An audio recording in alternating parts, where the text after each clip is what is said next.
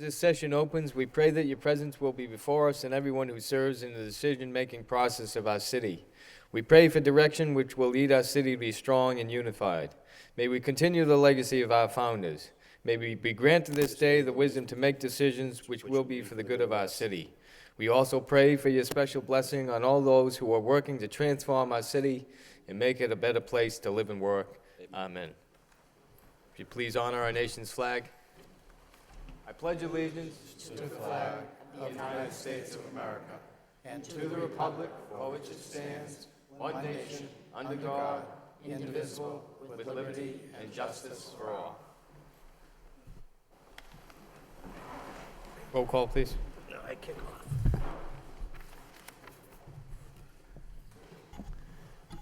off. Counsel Laurie. Here. Counsel Martin. Here. Counsel Mendonça. Here. Counsel Mercia. Here. Mayor Murphy. Here. Counsel Nguyen. Here. Counsel Elliott. Here. Counsel Kennedy. Here. Counsel Leahy. Here. 9 present. At this time, I recognize Councilor Mercia. Thank you, Mr. Mayor. I'd like to offer a moment of silence in Docking Chamber for Theodore Cassivilon, devoted husband of Ruth. He proudly served his country in the United States Navy during World War II, earning the rank of SF-2C as a deep-sea salvage diver. During during his service in the Navy, he received the Purple Heart as he was completing a tour of duty in the Pacific. He went on to work at Hanscom Field in the motor pool until his retirement in 1973. He was a member of the Greek American Veterans Post 1 in Lowell, where he held the position of financial officer for 10 years. Teddy was a lifelong member of the Holy Trinity Hellenic Orthodox Church. Teddy and his wife were very, very active members of the Back Central Neighborhood Group for many years, and through their efforts, a lot of good things got accomplished. Besides his beloved wife, Ruth, he also leaves 6 children, 12 grandchildren, and 5 great-grandchildren. We offer our sympathy to his family and his many friends. He will be truly missed. Thank you. Thank you. If you'd please rise in a moment of silence in Docking Chambers.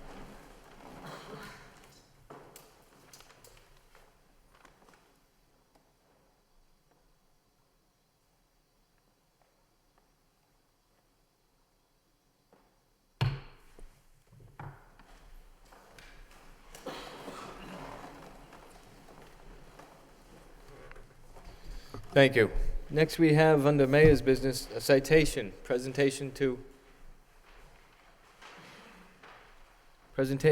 Justin St. Louis for his Eagle Scout project. I'd like to offer on behalf of the City Council, be it hereby known to all that the City of Lowell in the Commonwealth of Massachusetts hereby offers its sincere congratulations to Justin St. Louis upon the completion of his impressive Eagle Scout project. Adding location signs to the city's parks will significantly decrease emergency response times, possibly saving lives. Additionally, the signs provided an added convenience to sports leagues and others giving directions to city parks, and the city commends Justin for his outstanding accomplishments, hard work, dedication, and leadership skills, and wishes him the best for continued success, given this 13th day of November 2012. Thank you.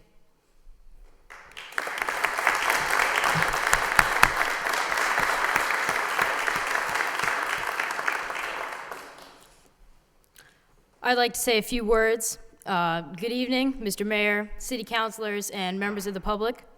My name is Justin St. Louis. I'm a proud recent graduate of St. John d'Arc School. I'm currently a freshman at Lowell High School and a member of Boy Scout Troop 7. I wanted to say thank you for giving me this opportunity to say a couple words about my Eagle Scout project tonight. To become an Eagle Scout, one of the requirements is, and I quote, "While a Life Scout, plan, develop, and give leadership skills in a service project helpful to any religious institution, any school, or your community. This project must benefit an organization other than Boy Scouting." Last December, I was presented an idea by Mr. Ray Booton, the president of the Pawtucketville Youth Organization, or PYO. He has been involved in baseball for several years, and from his experience, he saw the need for people to know the address of their location in a time of crisis. I said I would consider the idea because at the time it seemed like a daunting task, and I personally didn't know where to start or what it would involve. I became a Life Scout, which is the rank before Eagle, this past February. And after giving the project further thought, I decided that I would run with it. So I got right to work. I started talking to different people to figure out the potential that the project could have. The ideas started to flow, but eventually we narrowed it down and came up with a solid plan. First, I would work with the city engineering department to either establish or fix addresses at 53 different locations throughout the city. Secondly, I would run a fundraiser to raise money needed to pay for the signs. I would then purchase the signs from the city's sign contractor, Doherty Sign Company. And as you can see here on the original template, the signs would read, "In case of emergency, please dial 911," and then it would list the name and address of the park for each location. After the signs were ordered, I would finally recruit a group to execute the installation of the signs. Since I had a solid plan, I made an appointment with Mr. Lynch, the city manager, to present my project. And I wanted to thank Councilor Laurie for setting up this meeting. Mr. Lynch thought it was a great idea and that it would be extremely beneficial to the city and to public safety. Further meetings followed. I met with the assistant city manager, Mr. Henry Marchand, Deputy Superintendent of Police, Mrs. Deborah Friedel, City Engineer, Mrs. Lisa DeMeo, City Engineer, Mr. Peter Maloney, and the Commissioner of Parks and Recreation, Mr. Tom Bellegarde. The project was well on its way. After the addresses were developed, I hosted a pasta supper fundraiser, which some of you attended. Thank you very much. And it was very successful. After the help of generous benefactors, along with the proceeds from the fundraiser, we successfully raised $1,800 to fund the project. This was enough to pay for the supplies that were bought for the fundraiser and enough to purchase 55 signs at $25 each. I then worked with Mr. Mike Wheeler, who is the owner of Doherty Sign Company, to create the signs. It took about a month for them to be made, but once I had them, I set a work date for the installation of the signs. When the day finally came, I was well prepared. The morning of, we did a dry run installation for the volunteers, for them to see how the signs were supposed to be installed. I then handed out directions and sent different groups to areas of the city, such as Pawtucketville, Belvedere, Centerville, and so on. The volunteers had pizza and cookies for a lunch break, and then we finished the job. We had successfully installed 55 signs at 53 different recreational parks throughout the city of Lowell, all before 3 o'clock in the afternoon, which I thought was a pretty good day's work. And it was definitely a great feeling to know that months of planning had finally paid off. The purpose of this project was to minimize emergency response times by giving a quick and accurate way to know the address of the location. It was a great step in the right direction to increase public safety. So now, if there were a parent or emergency responder from out of town, they would have a way to know the address of the park or field and will eventually be able to GPS the location. After working with the city engineering department, several addresses were changed due to this project because they were incorrect. In total, 309 community service hours were generated from my project. I want to thank my mom and dad for all their support, along with my grandparents, especially to my grandmother who made the cookies to feed the hungry workers, and to my grandfather who drove me all around the city to check on the volunteers. I would definitely not have been able to do it without them. I also wanted to thank, some of you are here tonight, Mr. Tom Bellegarde, Commissioner of Parks and Recreation Department, Mr. Bernie Lynch, City Engineer, Mr. Henry Marchand, Assistant City Engineer, Mrs. Donna McIntosh, Assistant to the City Manager, Mr. Marty Laurie, City Councilor, Mrs. Deborah Friedel, Deputy Superintendent of Police, Mrs. Lisa DeMeo, City Engineer, Mr. Ray Booton, President of PYO, or Pawtucketville Youth Organization, Mr. Peter Maloney, City Engineer, and Mr. Mike Wheeler, the owner of Doherty Sign Company. This project would not have been possible without all your help. Thank you for having me this evening, and I appreciate your time. If you have any questions, I'd be happy to answer them.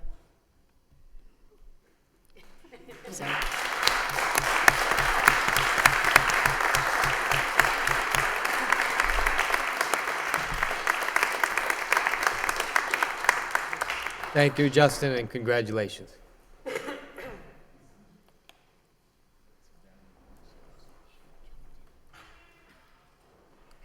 Council Leahy. I just want to say congratulations, and I think the manager should give him a 3-year contract before he leaves. Somebody better sign him up.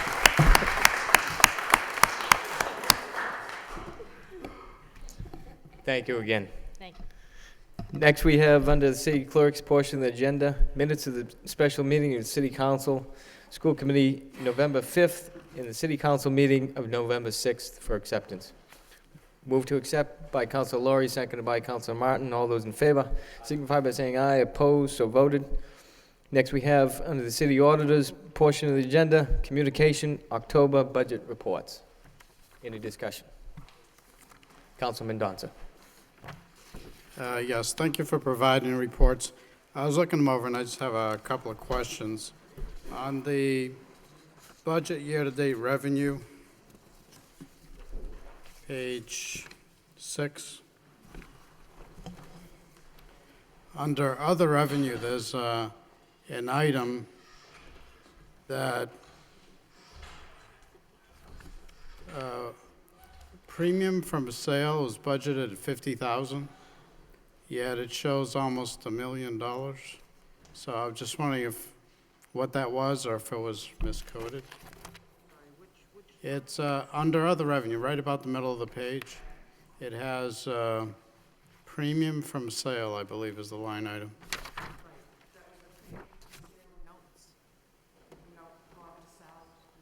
Okay.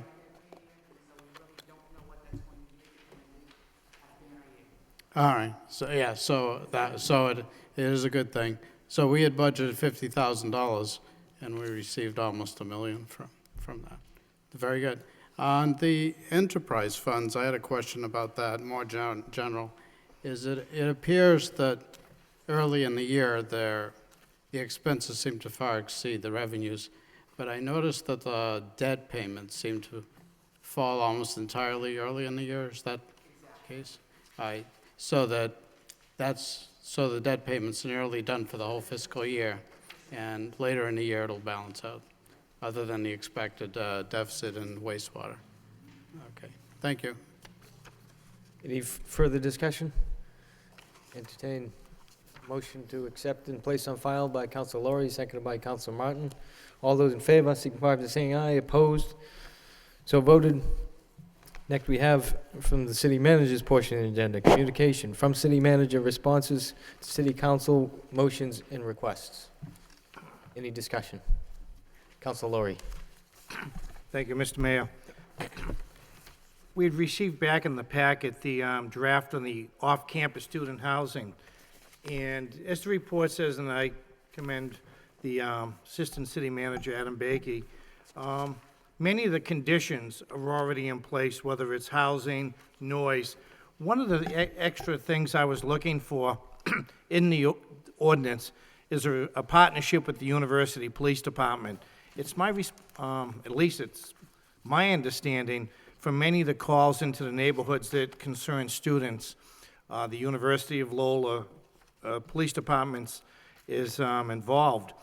And talking to some members of the university, we'd like to see more student IDs taken. Obviously, if the Lowell police go or the university police go and they want to make a arrest for public disorder or a drunkenness, but just individuals at the party, people who are running the parties, who may not have done anything to be arrested, but there still is a noise ordinance in the city. I'd like to see the police departments work together and possibly take the student IDs and turn them over to the university to fall under their rules and regulations. I heard of one instance recently. There were 3 calls to one home, and I believe it was in Pawtuckaville, and 2 IDs were taken. Now, a couple of weeks ago, I put in a motion for the problem properties ordinance. That would be 4 calls in 1 year. That one particular residence would be 1 call away from going on that problem property list. So, I think it's important to control it, especially for the neighborhoods, the people up around University Ave who are dealing with this. And when I put in the ordinance, I also asked that we limit it to Pawtuckaville, the acre, and I think I included that night downtown. It's my understanding there's a lot of students now moving into downtown, into the condos. Now, we're probably spending $250,000 a year or more on overtime downtown. On a Friday, Saturday night, if we have police officers going to the condos or the apartments downtown where the students are, it's taken away from our coverage. We really need down there. So I think, and this was a good report, and there was a question of what we could add. And what we can add, what I'd like to see added, is some type of partnership between the city and the university, that these IDs are taken. Obviously, again, if the police want to make arrests for disorderly conduct or drunkenness, fine. But outside of that, those who would normally not be arrested, at least get the IDs, turn them over to the university for whatever their codes are of student behavior. Thank you. Thank you. Councilor Mercy. Thank you, Mr. Mayor. Through you to the city manager, I'm very happy to see that a letter went out to all our State House delegation regarding the reconfiguration of the area off the connector on Gorham Street, where the lights are not functioning at all. And this has caused a lot of concern with the residents in that immediate area, or people that are driving through. An attempt has been made to resolve this through the Mass Department of Transportation and National Grid. One is saying it's the other one's problem, this one is saying it's that. I don't know who the problem is related to, but the fact is we need this corrected, and so perhaps they can help us. The letter went out October 31st. I appreciate that you wrote this letter. Now we're into like November 13th. Have we received any headway as to what's going to happen and who's going to assume responsibility? Because I mean, I appreciate the letter. I appreciate it. We had the delegation here this evening. It slipped my mind, but I wonder where we're going with this, because people are asking me, and I did inquire about it. Thank you. Mr. Manager. Councilor, it's been an ongoing issue that we've been trying to dog, and it has been a lot of finger pointing both ways, Mass DOT and their contractor and National Grid. And it finally reached a point after numerous meetings on site to engage some additional assistance in the so I know that a couple of the members of the delegation actually spoke to me tonight about that. Representative Murphy in particular had the letter with him, in fact, and said that he was going to be working on it. So we've had that. We've gotten a response back. I know Senator Donahue is working on it as well, and I know that Representative Nangle, and whose district sort of ties in that area as well, and Representative Golden are also concerned and have always been very helpful with us. We actually have a meeting coming up in a very short period of time to talk about a number of transportation issues with the delegation, and I'm hopeful at that point they'll have some type of status report for me on that. Thank you very much. Thank you. Thank you. Any further discussion? Councilor Kennedy. Yeah, Mr. Mayor, thank you, through you to the manager. It was good to get the report on the downtown, Mr. Manager. I just had a couple of questions about it. I think this is just a good little tool to have, and it's good to, as you know, the law requires that you do this every year, and I realize that it's never been done, so that this is the first time, but I just think it's good to get an update annually on what's going on downtown. I'm sure you agree with me. Absolutely. It was tough pulling together 37 years worth of information to put in there. But I do agree that it's a good tool. Yes.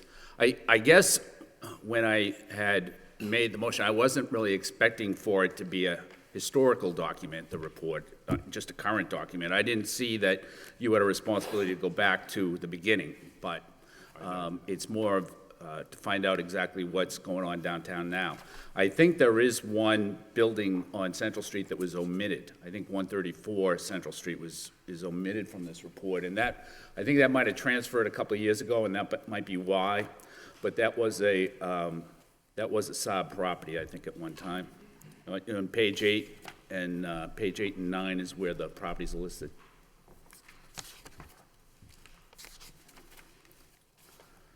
Okay, well, we can follow up on that, Counselor. Well, anyways, that's just one that's omitted, so I just wanted to point that out, it's not a big deal. But then on page 10, all of the condominium projects are listed. How far back does that go? Some of these seem to me like they're probably old. Well, I think they probably go back about 13, 14 years. Adam, do you have a sense of that? I think with one exception, these are all projects that have been completed since 2000. The one exception to that was Canal Place 1 and 2, which were actually completed in the late 1980s. But there really was an initial sort of foray into downtown condominiums in the late 1980s that hit sort of an abrupt halt when that real estate recession occurred in '89. And then downtown condominium development didn't really resume until basically the Air Lofts project, which opened at the very end of 2000. And so the rest of this list is all the projects that have happened since the Air Lofts. Okay. The Lofts 27 project,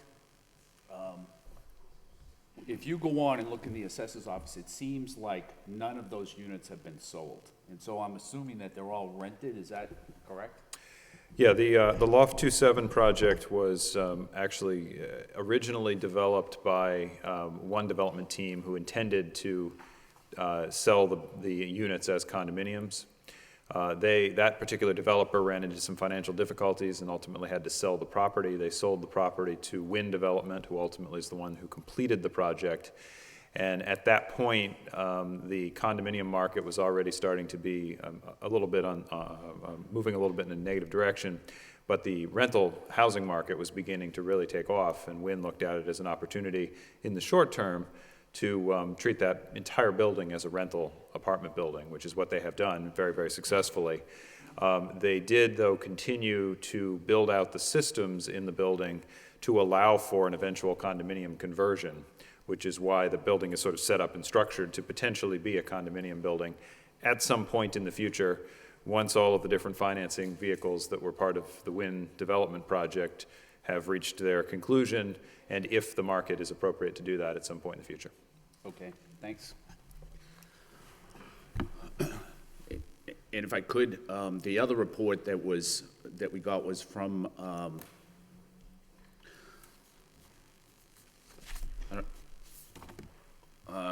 I guess came from the city solicitor, and that had to do with the License Commission. And included in the report are those conditional items that the city council had pushed for in the spring. And I just wanted to point out for my part that the reason that, and because I was pushing for those conditions in the spring as well, but the reason that I was doing that was out of frustration with the License Commission and their refusal to act on the situations that occurred downtown. But we have a new License Commission now, and so I don't really,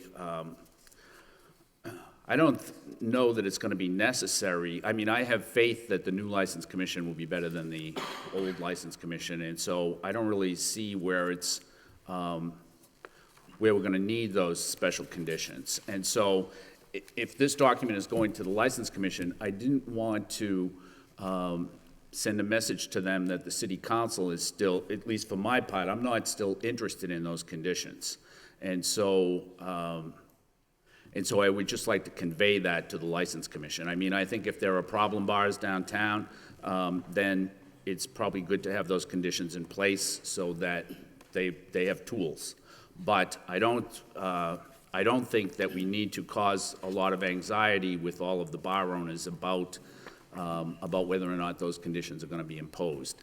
And in reading the regulations, it sounds as if each bar has to, if it's adopted as is by the License Commission, it would sound, it reads to me like every bar would have to go and seek a waiver on each and every condition individually, and have a written reason for seeking that waiver.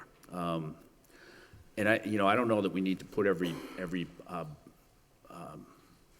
drinking establishment through that. Do you have a response?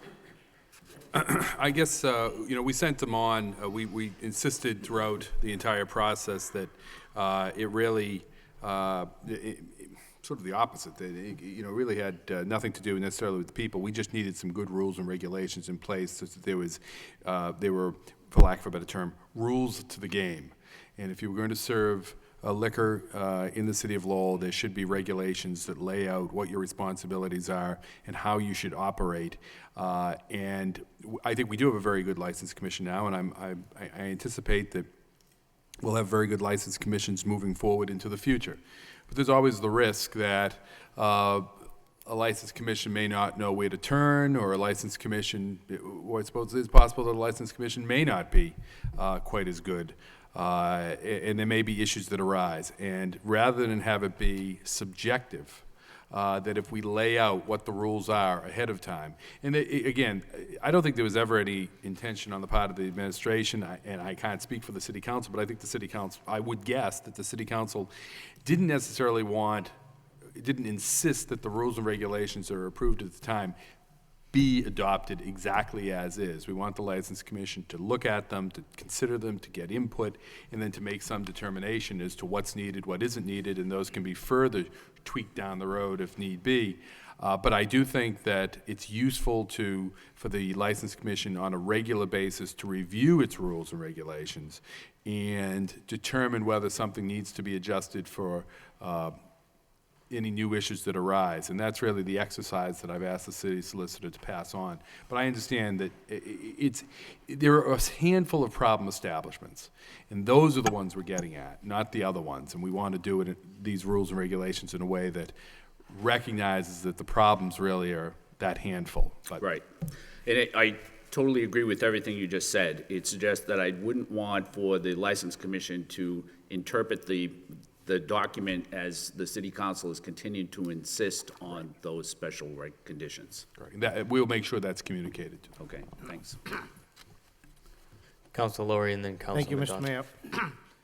Mayor. I've read this report by the Assistant City Manager, Adam Bakey, and I want to thank Councilor Kennedy really for asking for it. It may be 30 years in the making, but it was very comprehensive, and I had a couple of questions. One area of concern is down by the Hamilton Mills, lack of parking.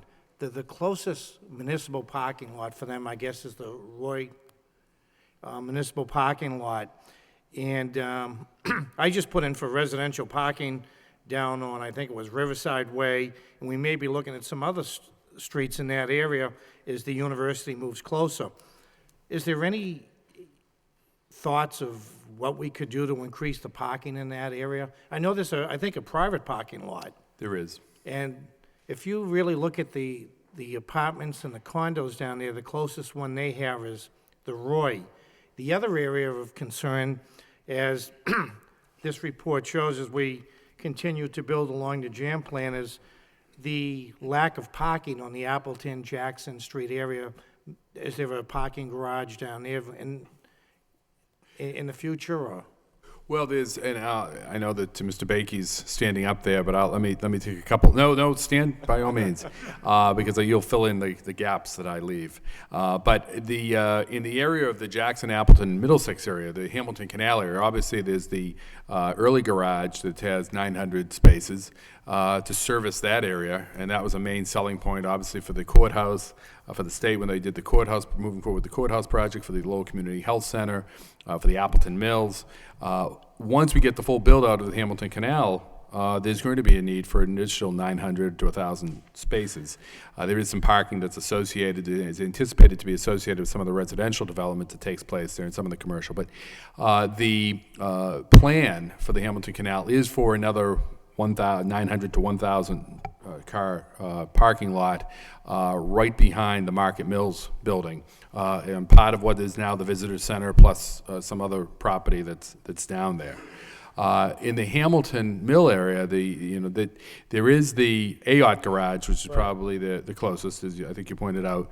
There is the private structure there that serves the Perkins apartments, and then there's on-street parking, and then there's the development itself. Under zoning was required to provide a certain amount of parking for the spaces.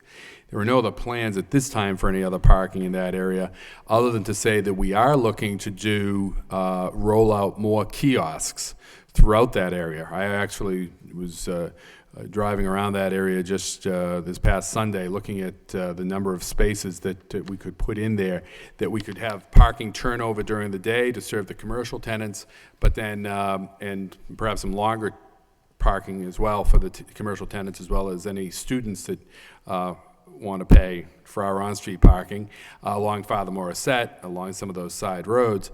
But at night, there could be regulated spaces as well that people could utilize, and we would likely not charge for that. You're looking at kiosk, you're really keeping around, in my opinion anyway, around the brewery. There are businesses in that area, though. They do have parking lots. Mm-hmm. My concern is for the residents down in those areas. You know, if I'm renting a condo or own a condo, I don't want to park at a kiosk and pay $2 a day or. Again, that would be for the daytime turnover traffic, so that spaces were always available for those businesses, so that students don't take over the whole thing, Right. or that businesses that are there don't take over spaces, because you do need the retail turnover in that area, Right. and you also need for some of the commercial users that have visitors to do that. Because that was But one area I was targeting for residential parking down the line, possibly. Yeah. But that could be after 6 o'clock at night, too. You know, Exactly. residential after 6. Right. After 5 when the businesses close. But when those developments went in, and again, Adam can add to this, they did all meet the required zoning of having a certain number of spaces per unit. Perhaps Adam could speak to that? Sure. Within the Lawrence Mills complex, there were basically 3 phases of residential development. The first phase was what's now the Renaissance on the River condominiums, and that was actually permitted. The developers actually sought and obtained a variance from parking that allowed them to do just over 1 space per unit as part of that development. They built that themselves. It's in private lots in front of the buildings themselves, and that was the case when those units were sold to the condo buyers. Subsequently, I think the council took a look at that area and thought that that was perhaps not sufficient in terms of parking going forward. And so the council actually changed the zoning to increase the parking requirements in that area. And so when the second phase, which was the Hub Hosiery and McQuaid buildings, that's now the lofts at Perkins Park, was built, they were actually required to produce basically 2 spaces per unit. And they, in order to meet that, they constructed the private parking garage that's on Perkins Street serving that development. And one of the things they have observed, the management of that garage and the apartment building has observed, is that the actual parking demand for their project is somewhere in the 1.3 to 1.5 spaces per unit. So as a result, they actually have a surplus of parking in that structure. And so they're using that surplus of parking to help to facilitate providing adequate parking for the additional buildings that they're now building out as the third phase of residential development in the area.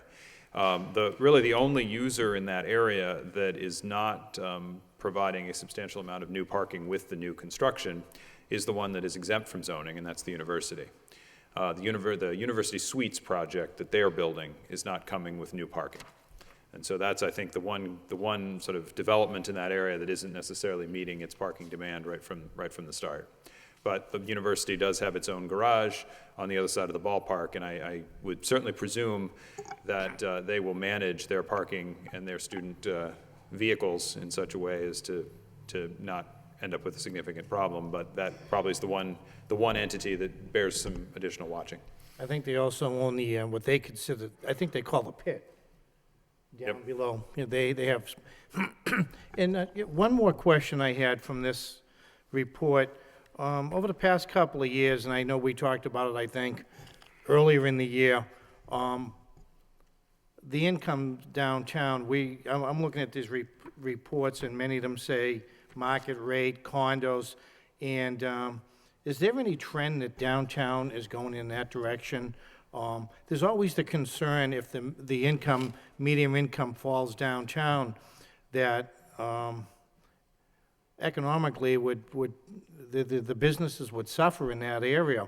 And I know the city's been with the condos and the market rates, and I was just wondering if we're seeing any trends with downtown on the condos.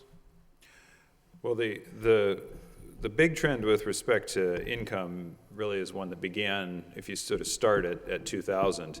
In 2000, about 80% of the housing in downtown was subsidized housing. Obviously, most of that was for the elderly. It's obviously very important to be providing a good place to live for those folks, but those populations were not having a significant effect on the spending power in the immediate vicinity to help support restaurants and retail businesses on any kind of significant scale.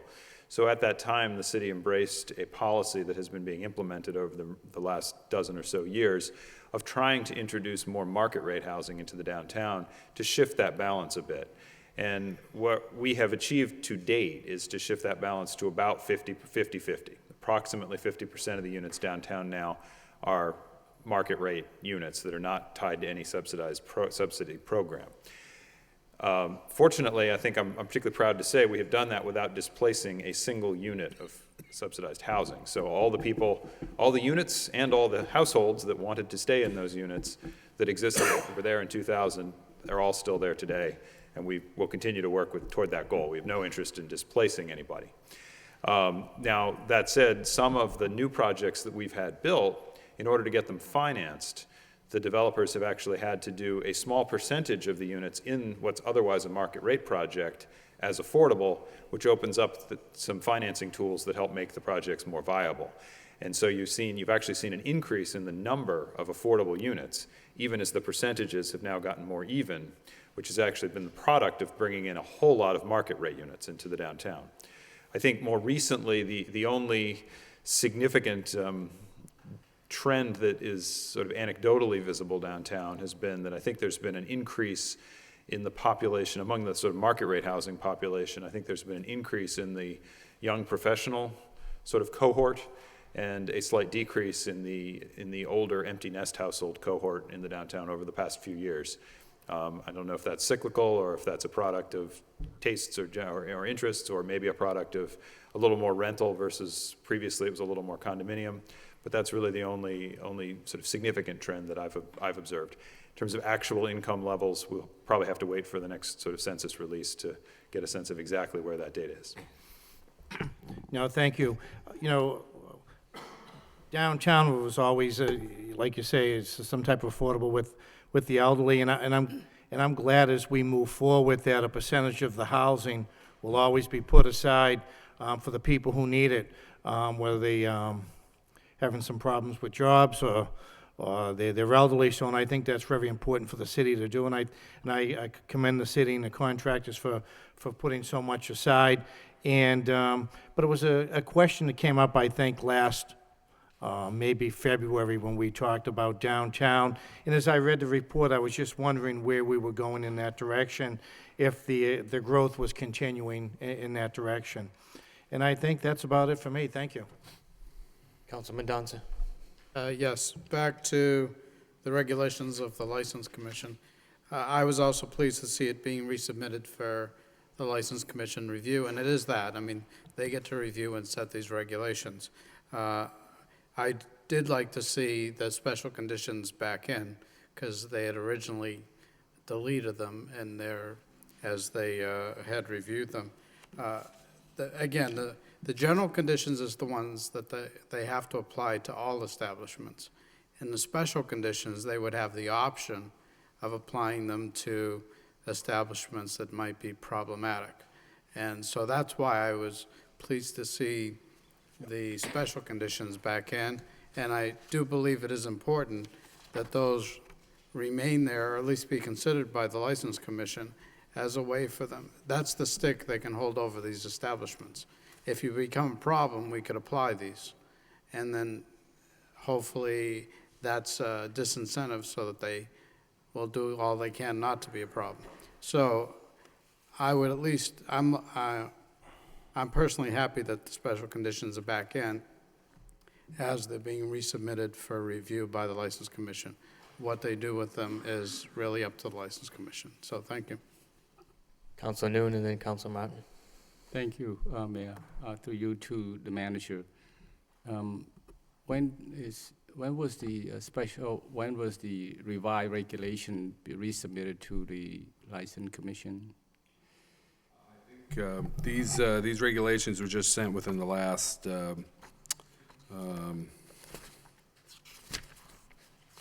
excuse me, November 8th. I'd asked the city solicitor to get those out, and she got them out on the 8th. Do we know when their next scheduled meeting to take up this matter? I don't. I anticipate that they'll probably take these up my guess is probably in January they'll take these up.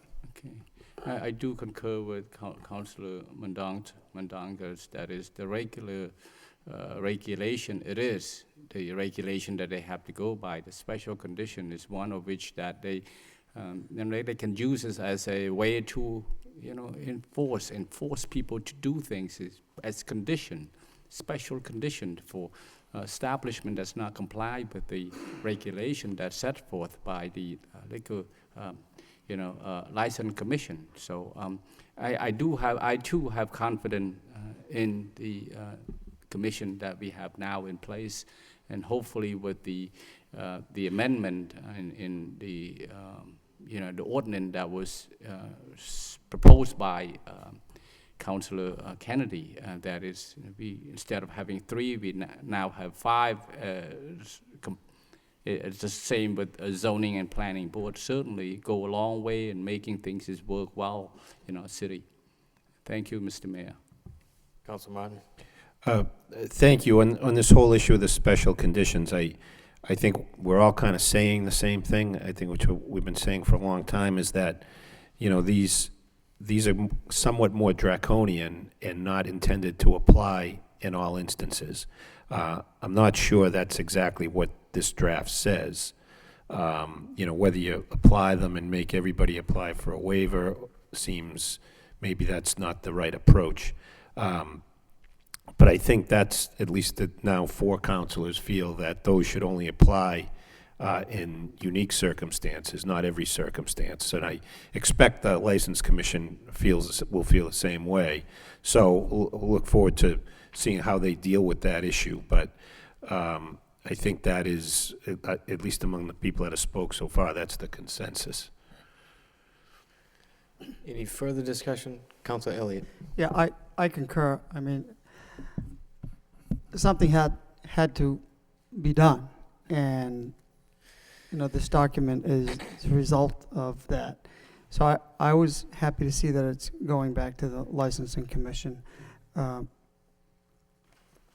I do think it's important that, it is a hybrid. We have listened to the concerns. Some of the regulations are not suitable for establishments that have an older crowd and, don't require a video camera or things of that nature. So there are special conditions, but I do think it's important that the Licensing Commission adopts these provisions or these new regulations, because we don't want to go back. That does give the Licensing Commission some teeth to, there's additional teeth they can bite into to say, look, this is what we've adopted. These are the concerns. This is what you have to do. What was in place, I thought that, there were too many loopholes. So this tightens it up. I look at, provisions regarding the manager of an establishment. Look at provisions for entertainment. Those were 2 critical pieces that needed to be addressed. So, and there is there is the opportunity for those establishments, that special provision, which I think will help. there are only a few, bars that were the problem. And these new regulations give the latitude to the commission to impose more strict regulations on those establishments that need it. So I think it's important, and it will make the downtown, and the chief wanted that. We just went through 2-hour public safety subcommittee meeting on something unrelated, but when we had discussions about overtime, one of his concerns was, look, one piece of the puzzle are more strict regulations, and this will achieve that. So we're not just continuously spending overtime downtown. This will help. So I just wanted to express that opinion. Thank you. Any further discussion on the communications? Entertain a motion to accept and place on file by Council Lowry, second I did have something else. by Council Elliott.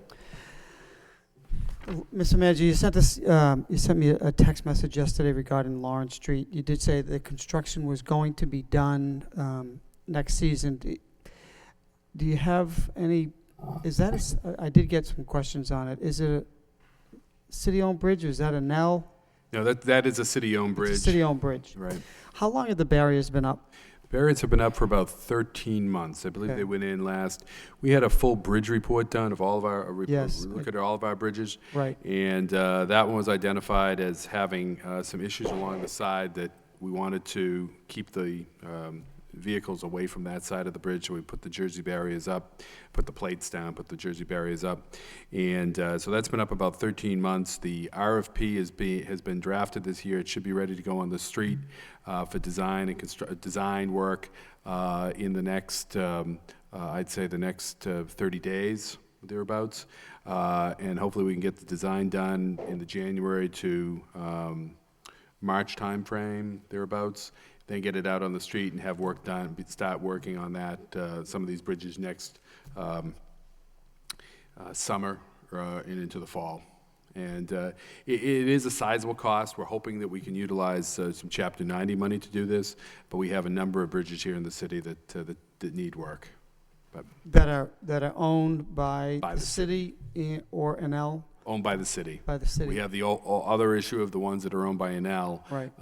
And we're hopeful, there's one that I know Councilor Mercier raised down here on Market Street that's had issues for some time. And we're hoping that one is scheduled to be done by the state until 2020, I think, or something like that. We can't have bridges that are out that long or continue to deteriorate over that period of time. So we're putting together a strategy to get that work done. But again, it speaks to the age of our infrastructure and the need to constantly reinvest in that. But we'll have I can get a full report out to the council on this as well. No, that'll be helpful. But how many bridges does the city? Why did the city own bridges? I mean, that's just the way it is. It's- I mean, yeah, when they were constructed by the city and not the state, and not privately. Correct. Correct. And off the top of my head, I'm not sure of the number. Okay. Enel owns a number, the state owns a number, and the city has its own bridges. So just moving forward, and I do remember that report. I just couldn't locate it. Are there? The question is why. And of course, funding is an issue, I understand, but the question with people in South Lowell was, 13 months, why are they up? What triggers that? Is it weight going over the bridge? Is it because the question then arises, well, people not able to see many tractor trailer going over that bridge. Is that? It's rated for traffic on the center of the bridge. But it's the side of the bridge that we wanted to keep. And that, it's similar, I think, to the University Ave Bridge that when we did the repairs a few years ago, we could have kept it going, but it just would have caused further deterioration, and it was more cost-effective to just do the work. In this case, you could probably still run some vehicles over that, but it would cause continued deterioration, and given the uncertainty of when we'd be able to get to that, it was better to keep the entire bridge intact. I agree. Okay. Thank you. I appreciate that. Motion by Council Lowry, seconded by Council Leahy. All those in favor, signify by saying aye. Opposed, so voted. Being after 7 o'clock, we'll move to the public hearing for the ordinance to amend zoning 160.1 Swan Street to extend the traditional single-family zoning district.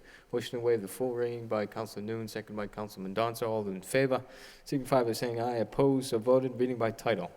In City Council ordinance, an ordinance amending the code of the City of Lowell, Massachusetts with respect to Chapter 290 thereof entitled Zoning by extending existing traditional single-family zoning district to include the entirety of 160.1 Swan Street in Lowell, which is presently zoned high-rise commercial.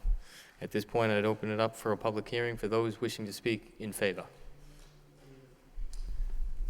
Good evening, Mr. Mayor, City Council members. For the record, David Plunkett, representing the owner of the parcel, Swan Street Development Company, LLC. Mr. Mayor and council members, we're here tonight asking for a withdrawal of that proposal. Just as a little background on this, we had the meeting last week before the planning board. At that planning board meeting, we had petitions signed by 13 neighbors. There were a number of neighbors there that were there to speak against this proposal. There was one individual that was there who felt that the high-rise commercial district was the best use. However, I think it was the consensus of the board that it didn't make sense. This parcel of land is like a V insertion into a heavily residential area abutting the high-rise commercial, and that the best use would be residential. The consensus of that meeting, though, was that we were limited because of the fact that the Bigelow Street is zoned traditional single-family, that all we could request would be an extension of that adjoining traditional single-family zone to encompass our parcel. The concerns of the neighbors and of the planning board that night was that the TSF really didn't reflect the nature of that adjoining Bigelow Street area. And there was a question in regards to whether it would be best to have this zoned suburban, single-family suburban, which has a higher square footage requirement and therefore translate into a less intense potential use or build-out of this parcel. We were in agreement with that. However, our limitation, because of the fact we could only go for the traditional single-family, the planning board now has done a proposal in which they've requested DPD to look at the nature of Bigelow Street as a whole and do a review from the aspect of zoning from the perspective of the entire neighborhood rather than just limited to that parcel, which is what we were limited to because that's what we own and we're stuck with that adjoining TSF zone of Bigelow Street. So in summary, the request here is that we would be allowed to withdraw this, this proposal before you tonight in light of the fact that there is an ongoing now analysis of the Bigelow Street neighborhood and what best suits that entire neighborhood, including this parcel, rather than just trying to adopt this area extension if it doesn't, mesh with that adjoining neighborhood. And that's what we're in agreement with that. We think that it makes sense from both the perspective of zoning and trying to work with the neighborhood to do what's best for the neighborhood. So that's the request of us, of the proponent here tonight. Thank you. Thank you. Anyone else wishing to speak in favor? In favor, seeing none, that portion of the public hearing is closed. Anyone wishing to speak in opposition?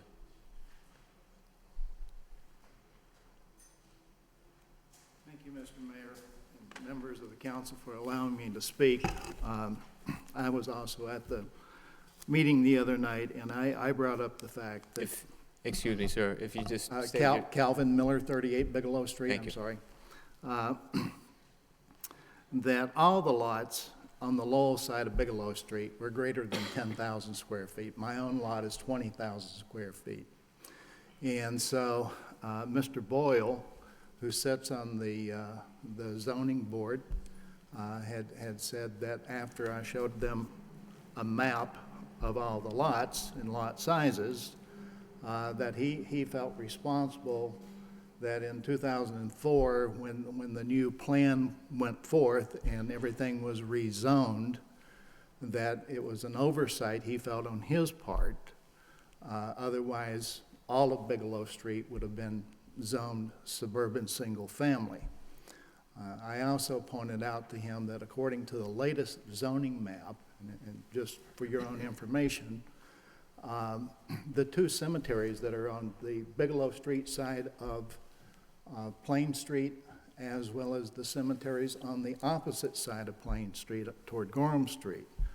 The two cemeteries on the Bigelow Street side are zoned traditional single-family. The other cemeteries on the other side are zoned traditional multifamily. So I'm certainly glad to hear Mr. Plunkett and Mr. Manville are certainly in agreement to build the lots out at 10,000 square feet.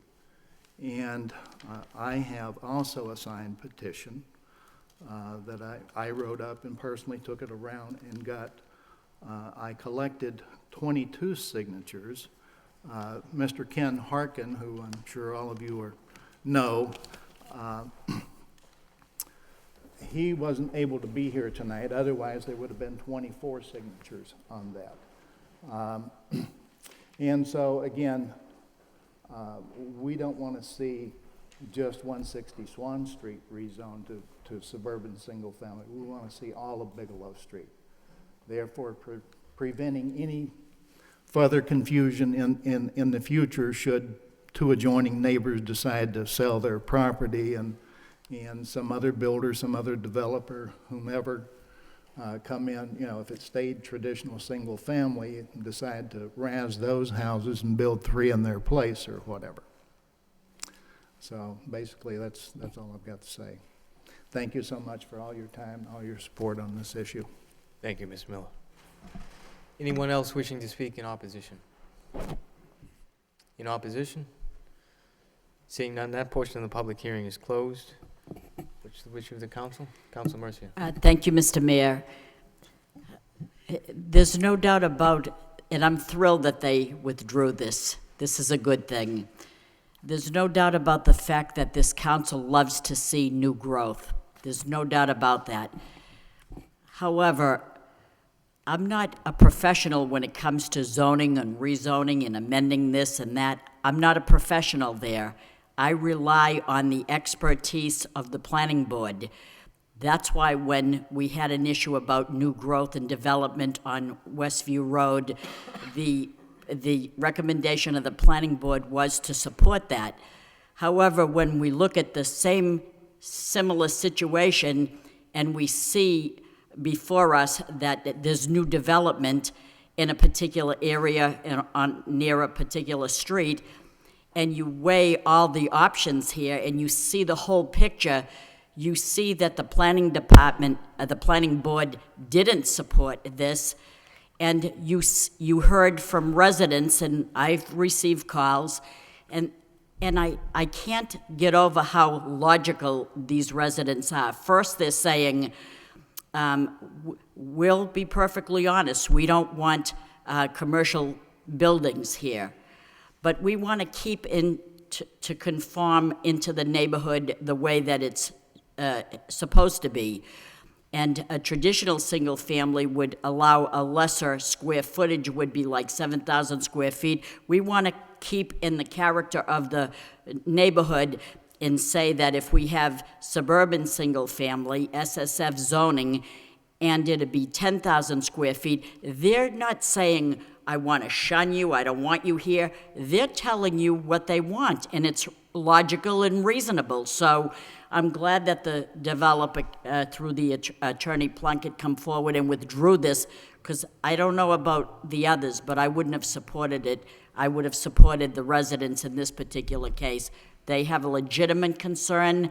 They're willing to compromise to what they want, and it's reasonable and logical. And so I commend everybody for doing the right thing. Hopefully, when they come back to us, it'll be all in agreement and what's right for the character of that particular neighborhood. Thank you. Thank you. Any further discussion? Council Leahy. So where does this go from now, I guess, through you to the manager? We Does this can go back to zoning? Entertain a motion to accept the withdrawal of the petition. Okay, yeah. Yes. So moved by Councilor Laurie, Second. seconded by Councilor Mercia. Any discussion on the motion? Councilor Leahy? So where does this go now?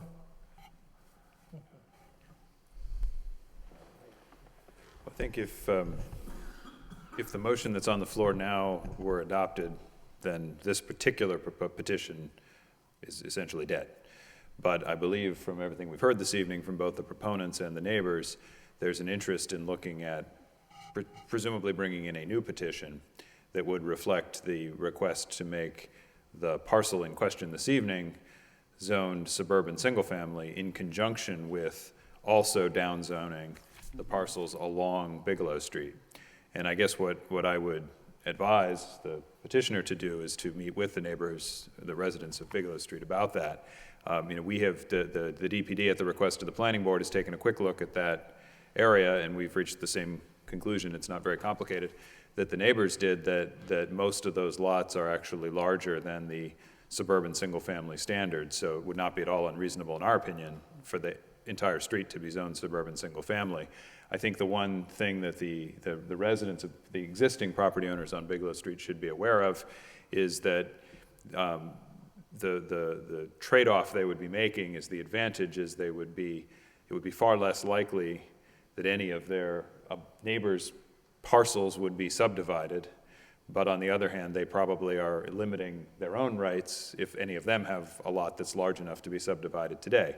It sounds to me like from the petition that that's probably something they're pretty comfortable with, but what I would recommend is that the petitioner meet with them and then bring back a petition that's in some manner reflects the signatures or the approval of all of the potentially impacted property owners for a more comprehensive suburban single-family zoning district, and it sounds like that's potentially something that would be generally embraced and would be a fairly straightforward process at that point, but that would need to be a newly advertised zoning amendment. So basically it goes to the zoning board and they come up with they approve it as? No, in that scenario, it doesn't actually go to the zoning board at all, but in that scenario, it would come back to the city council as a petition to rezone the parcel that they're interested in rezoning, as well as many of the neighboring parcels, so there's not a question of spot zoning a single parcel. And then that would come back, the council would refer that to the planning board, and as the planning board did with this one, they would hold a hearing and they would provide you with a recommendation, and then at that point, the council would hold another hearing, and the council would at that point act on whether or not to enact the requested change. All right, so I'm kind of missing it. So who votes this to be suburban single family? Well, ultimately, Council votes that? Yeah, the power to set zoning, the power to establish zoning districts in the city rests with the city council. Because let me interrupt for one. My question is, when we're always talking about staying in character with the neighborhood, if the average lot in the neighborhood, say, is 14,000 square feet, why would we reduce it to 10,000? I mean, why don't we stay in the character of the neighborhood and take the average of all these lots and make it to suit the neighborhood? Well, the simple answer is that the least dense single-family zoning district that the city has available today has a minimum lot size of 10,000 square feet. Now, bear in mind, that is a minimum. Obviously, lots that are buildable can be considerably larger than that, including 14,000 square feet. So that's why that would be it appears that would be the most appropriate zoning designation for this area if your intention is to align it with the existing character of that area. All right, it doesn't seem like it's answering my question. If we want to stay in line with the neighborhood, they could petition that each lot be 14,000 square feet if they wanted to. Not exactly. What you would have to do, if that were the wish of the city council, what you would have to do is either create a new zoning district that is entirely different than anywhere else in the city, or amend the dimensional requirements for an existing zoning district that is present elsewhere in the city. And you might be, in so doing, you might be making something that isn't consistent with other areas where that zoning district is. Zoning is not, the way the zoning works, we establish, the city council votes to establish a menu of zoning districts that are then applied to the map. And each of those zoning districts carries a number of standards ranging from parking requirements to dimensional standards to landscape requirements to what uses are allowed by right or by special permit or prohibited. Then it applies the choices from that menu to different areas of the map by establishing districts. And at present, again, the least dense single-family residential option that is available to the council among the menu has a minimum lot size of 10,000 square feet.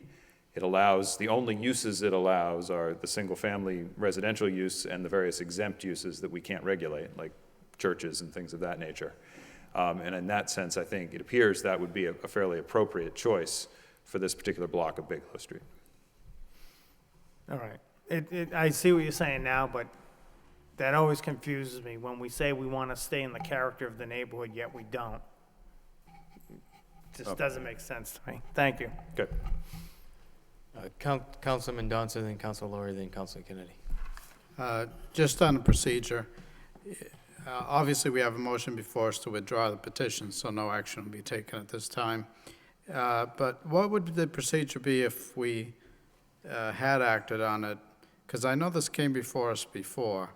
Is there a time restriction on when another request could come before us? Through the mayor to whoever can answer the question. Mr. Solicitor. Yes, through you, Mr. Mayor. The Zoning Act, Chapter 40A, Section 5, provides that the planning board makes a recommendation in its report to the council. The council is not obliged to follow necessarily the recommendation, but assuming that it does. In this case, if the planning board had recommended against the petition as it was, and just didn't say anything more, as it did in this case, it said that really what should be done is there should be a change to reflect the character of the general neighborhood. And the council then heard just the petition itself without the recommendation for an area change, if you want to call it that. And the council voted it down. There would be a 2-year prohibition before the matter could come back before the council. Okay. In other words, if there's both a failure to recommend by the planning board and then an adverse vote by the council, there's a 2-year prohibition. Okay. So essentially that's the difference here is if we had voted against this per the recommendation of the planning board, then it would be 2 years before they could request a different zoning change. That's So the right, same and area. the recommendation of the planning board to really to look at it again would be gone as well, at least for the moment. Anyway. So by allowing this to be withdrawn, they could come back with a petition to make it suburban single family without prejudice, and we could take that up at that time. That is correct. And it's my understanding, as Mr. Bakey pointed out, is that, you know, it would reflect not only this parcel, but the neighborhood as the residents spoke of. Thank you. Because I was really concerned about rezoning this, because I generally do not like to give up commercial space that is currently zoned, because we have very little of it, and it'll be next to impossible to reverse the process back to commercial. However, I have no objection to the rezoning of Bigelow Street to reflect the character of the neighborhood, which in this sense would be suburban single family, because all their lots are already larger, with one exception, I guess, from the minimum lot requirement. So if the residents were okay with it, so would I. But I'm still would have concerns in the future, changing the commercial portion into residential, in the sense we're giving up commercial land, or could be developed to that. I understand that the people who live on Bigelow Street would probably rather not have a commercial development in that area, but That would be my general rationale for not rezoning it. Again, if the new petition comes forward, that Bigelow Street be suburban single-family, I could support that. Thank you. Thank you. Council Laurie and then Council Kennedy. Thank you, Mr. Mayor. I want to thank the residents who took the time to call, and obviously, especially with the letter from, I guess, the planning department, I would have supported no changes along with the residents, and I want to thank them. When we do look at this issue again, it comes back, can we look at that entire area? I think it was Mr. Miller I was talking to, the cemetery zone, single family. So, you know, I don't know if that's the proper zoning for the cemetery or how we would do that, but maybe that whole area probably needs to take a look. I think there's 2 or 3 cemeteries over there, but when he explained that to me, I thought it was kind of ironic. So just as we move forward, kind of look at the whole area. Thank you. Council Kennedy. Thank you, Mr. Merritt. You know, I have to agree with the neighbors, and I think that it is, I think it's a lot better, rather than to just focus on this property on Swan Street, to take a thoughtful look at the entire area and how that should be zoned. But I think the motion that's before us now is just for withdrawal. So when it's withdrawn, there's no vehicle or motion to trigger that the Division of Planning and Development will do anything with the neighbors. It would just stay the way it is. So I don't know if somebody wants to add that to the motion or just let the motion stand as it is. But everybody should understand that the motion as it stands now, there's no requirement for the Division of Planning and Development to do anything or for the neighbors to do anything. It would just be a withdrawal. And that the reason that the petition is here to withdraw is so that they will preserve their rights for some time in the future. Any further discussion on the motion? Roll call, please. Counsel Laurie. Yes. Counsel Martin. Yes. Counsel Mendoza. Yes. Counsel Mercia. Yes. Mayor Murphy. Yes. Counsel Nguyen. Yes. Counsel Elliott. Yes. Counsel Kennedy. Yes. Counsel Leahy. Yes. 9 yeas. Thank you. Next, we have a vote to approve limited access agreement for 137 Willie Street. Motion to waive the full reading by Counsel Leahy, second by Counsel Kennedy. All those in favor signify by saying aye. Opposed, so voted. Reading by title. In City Council vote, authorizing city manager to execute a limited access agreement between the City of Lowell and Habitat for Humanity of Greater Lowell Incorporated relative to 137 Willie Street. What's the wish of the council? Move approval. Move to approve by Counsel Mercia, second by Counsel Noon. Any discussion? Councilman Mendoza. Just a quick question through you to the manager, whoever can answer. Would this be temporary while they're in construction, or is this a permanent easement? Temporary easement. Okay.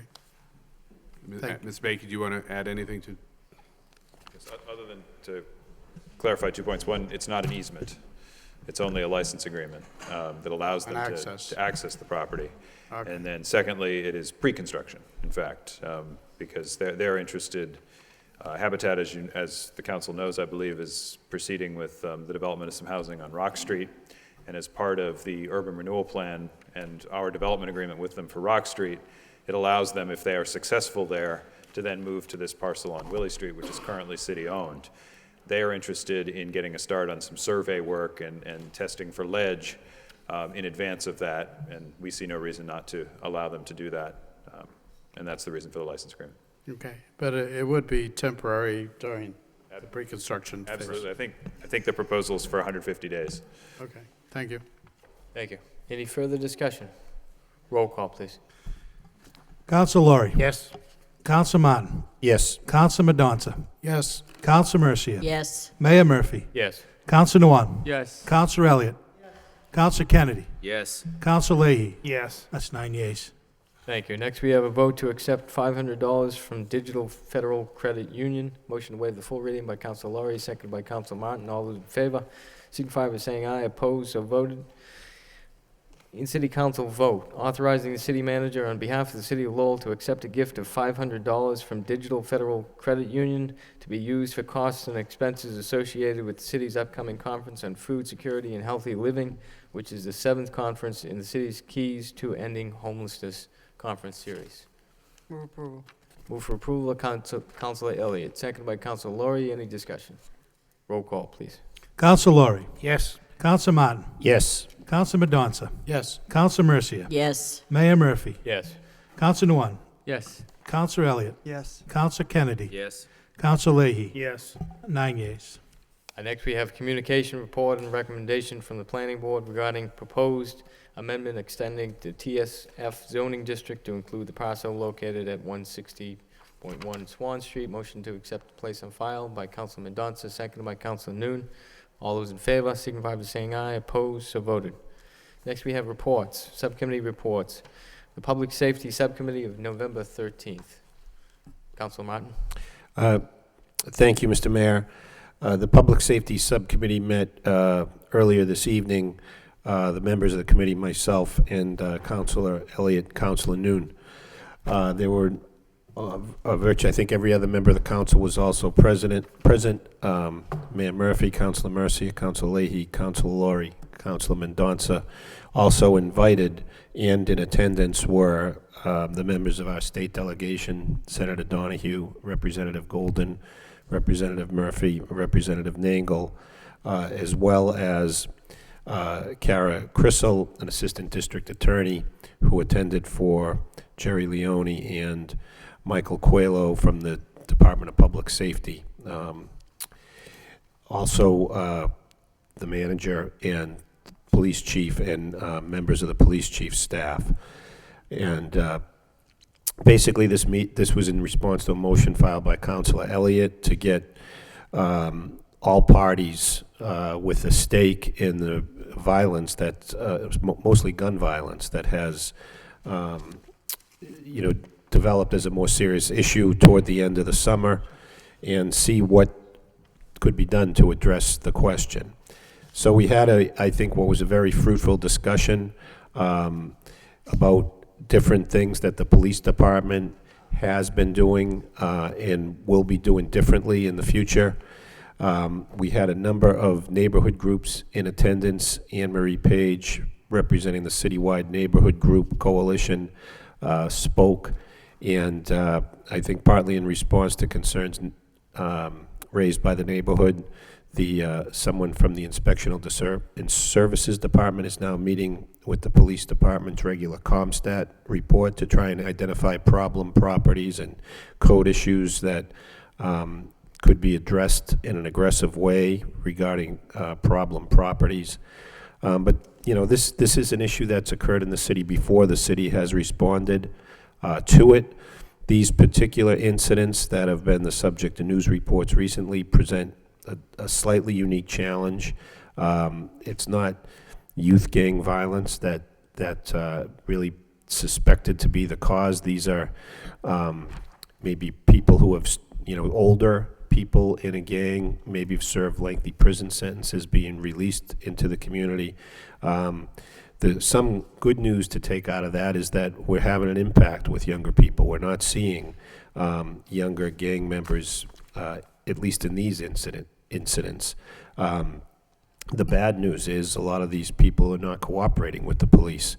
It's hard to believe, but people are getting shot and not providing any description or doing things like that, things that might help identify the perpetrator. So, but the police are well aware of that. They know who the problem gang members are. They're keeping aggressive tabs on those people and trying to make them follow the law. So, other people at the meeting included Joe,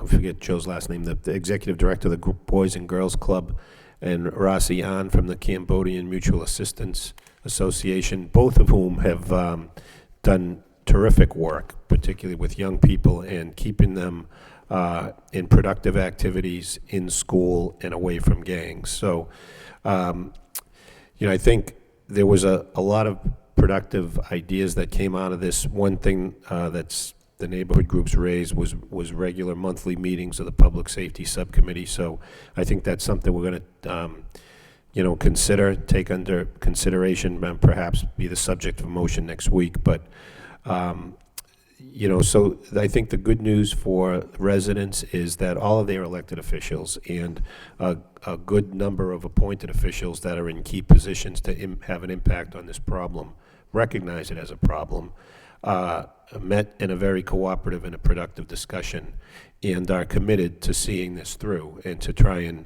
reduce the incidence of gun violence and gang violence in Lowell. The speaker from the State Department of Public Safety, Michael Coelho, was very complimentary of what we do here in Lowell. He said in many cases what we do in Lowell is a model for other communities. So I think the residents should feel should feel good about that. It's not a good feeling when there's an incident of gun violence on your street or on the next street, but I think it would be so much more worse if that problem were being ignored, and it isn't. It's being addressed in a careful way by people who other communities model when they have these types of incidents develop. So that's essentially the report, and I expect we'll have more to say in the future, but this meeting was a little bit difficult to coordinate with all the various people in time schedule, so I'm very appreciative, particularly the efforts of Senator Donahue in helping coordinate, but all those who were in attendance. It really, I think, shows the interest of the elected officials here in the city to address what's a serious problem. Thank you. Any further discussion on the report? Entertain a motion to accept and place on file by Councilor Laurie, seconded by Councilor Mercia. All in favor? Signify by saying aye. Opposed? So voted. Any other subcommittee reports?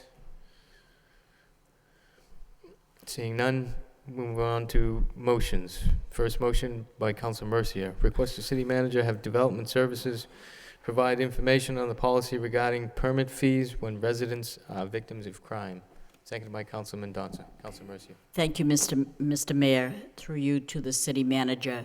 Some time ago, I received a call from a family. They had been working late that particular week, and on one of the nights when they returned home, they found that their door was kicked in and the deadbolt that they had on was broken off. The frame to the door was completely in disarray and all over the place. They had a substantial amount of personal items stolen. Not being, I consider them victims here. They went off to a big store where they have building supplies, and they needed to replace the door, the deadbolt, the frame. Not being carpenters, they didn't know how to do all this. So when they bought all this replacement stuff, the business says we have contractors that could go and do that.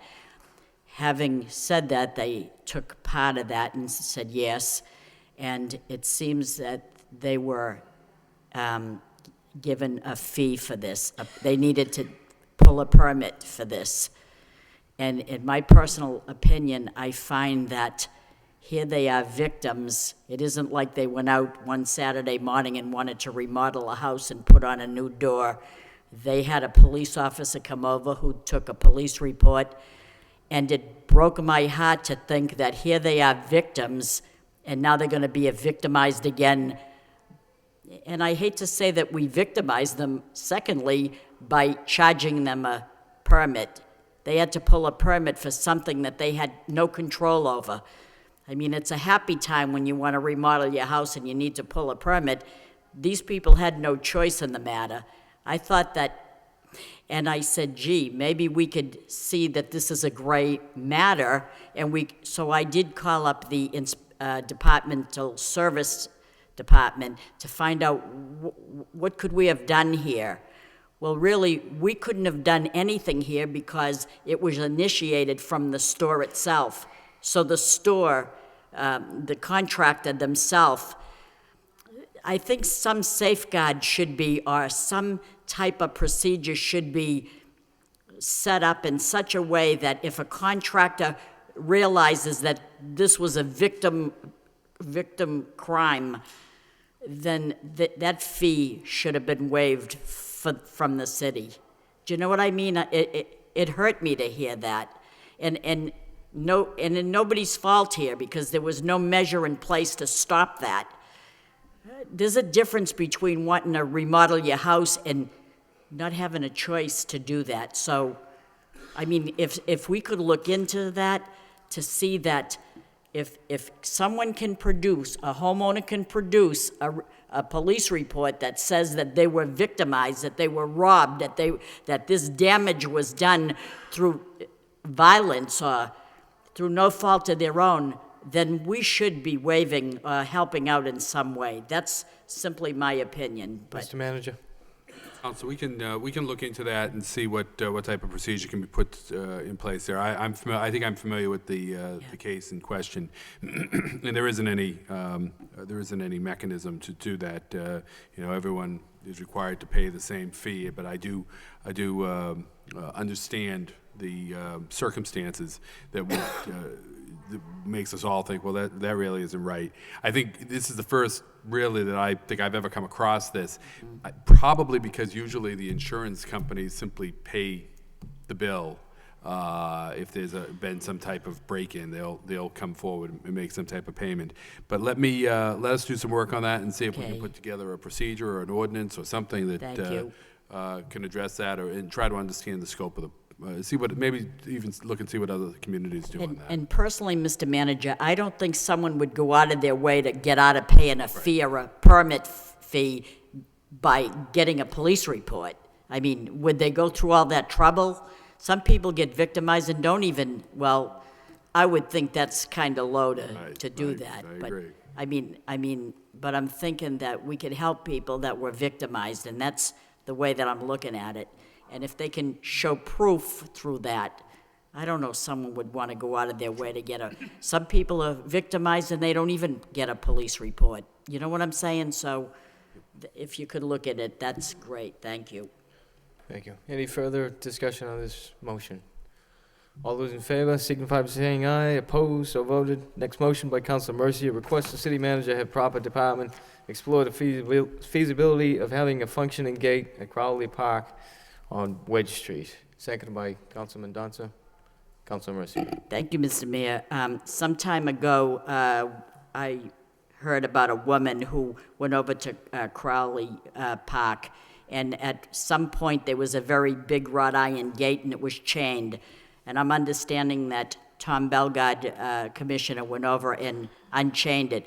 However, I just wanted to know if the gate was so heavy that they couldn't close it. Do we have any idea about that? Sometimes we make a motion and it miraculously gets completed or fixed, and this probably is the case, but I just didn't want to pull it off, so. It is the case that it's already been checked on.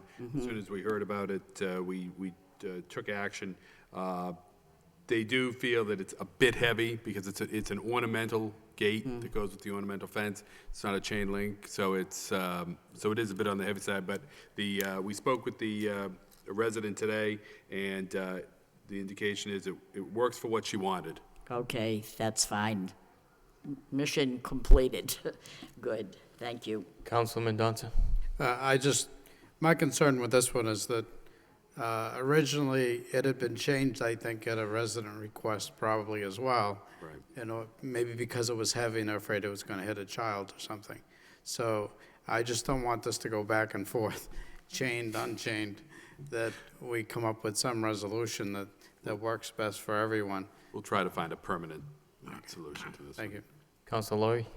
Thank you, Mr. Mayor. Yeah, I'd also talking to the resident, and I knew it was basically fixed. And but carrying on what Councilor Mercia said, I think one of the concerns is that the people there have young children, and it doesn't take much for one to run out into the street. So they were hoping to close the gate to keep the kids in. So I think Yeah, hopefully that's we gotta right. get done, yeah. That's right. Any further discussion on the motion? All those in favor signify by saying aye. Opposed? So voted. Next motion by Councilor Mercier, requests the city manager meet with all potential participants to achieve successful citywide implementation of the Darkness to Light Child Abuse Prevention Program. Seconded by Councilor Laurie. Councilor Mercier. Thank you, Mr. Mayor. On Tuesday, December 13th of, I believe, last year or whatever, Councilor Broderick made a motion on this particular issue, requesting the manager meet with all potential participants to achieve successful implementation citywide of the Darkness to Light Child Abuse Prevention Program. And it kind of fizzled out, and I was asked by the people at the YMCA if I could perhaps continue it on. This is a grassroots, nonprofit national organization which places the responsibility on the adults' shoulders, namely each and every one of us, that we educate adults to prevent and recognize and react responsibly to child sexual abuse. And if we could put together a group of people, because this is a very serious issue. Imagine how difficult it is for a child to say no to a parent or a teacher, a coach, or a clergy. Now, experts estimate that 1 in 4 girls and 1 in 6 boys are sexually abused before their 18th birthday. The median age for reported sexual abuse is 9 years old.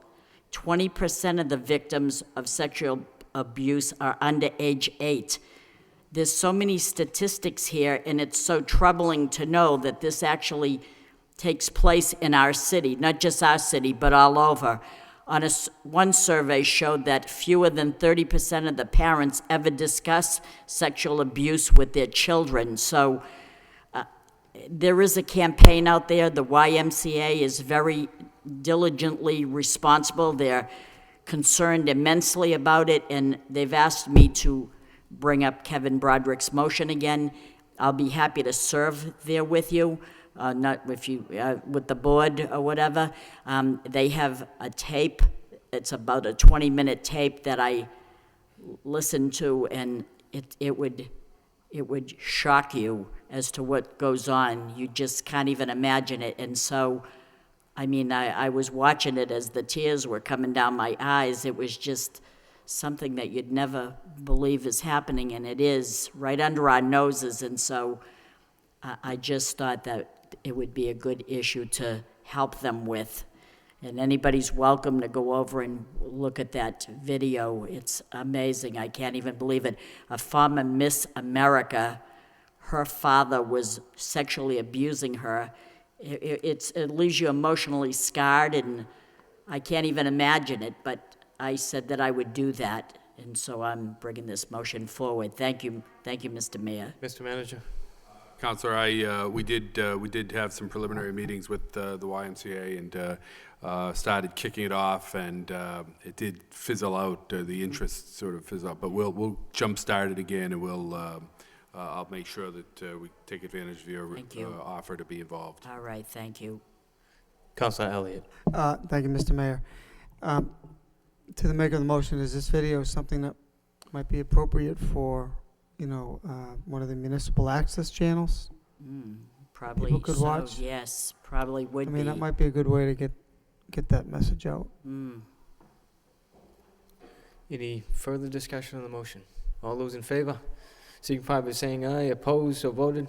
Next motion by Councilor Mercier. Request the city manager notify all 6 officers at Professional Park on Arcan Drive of the date and time of the street closing for Winterfest so that they may notify patients. Seconded by Councilor Noon. Councilor Mercier. Thank you, Mr. Mayor. I know that we'll be doing the City of Lights Parade meetings and press conference pretty soon, and thinking about that, I turned the calendar when it came to November, and I saw that a year ago, I wrote this motion down because people along Arcan Drive said, when it comes up next year, would you make this motion sometime in November? And I said, gee, I hope I can remember. So I actually wrote it down and put it on the calendar.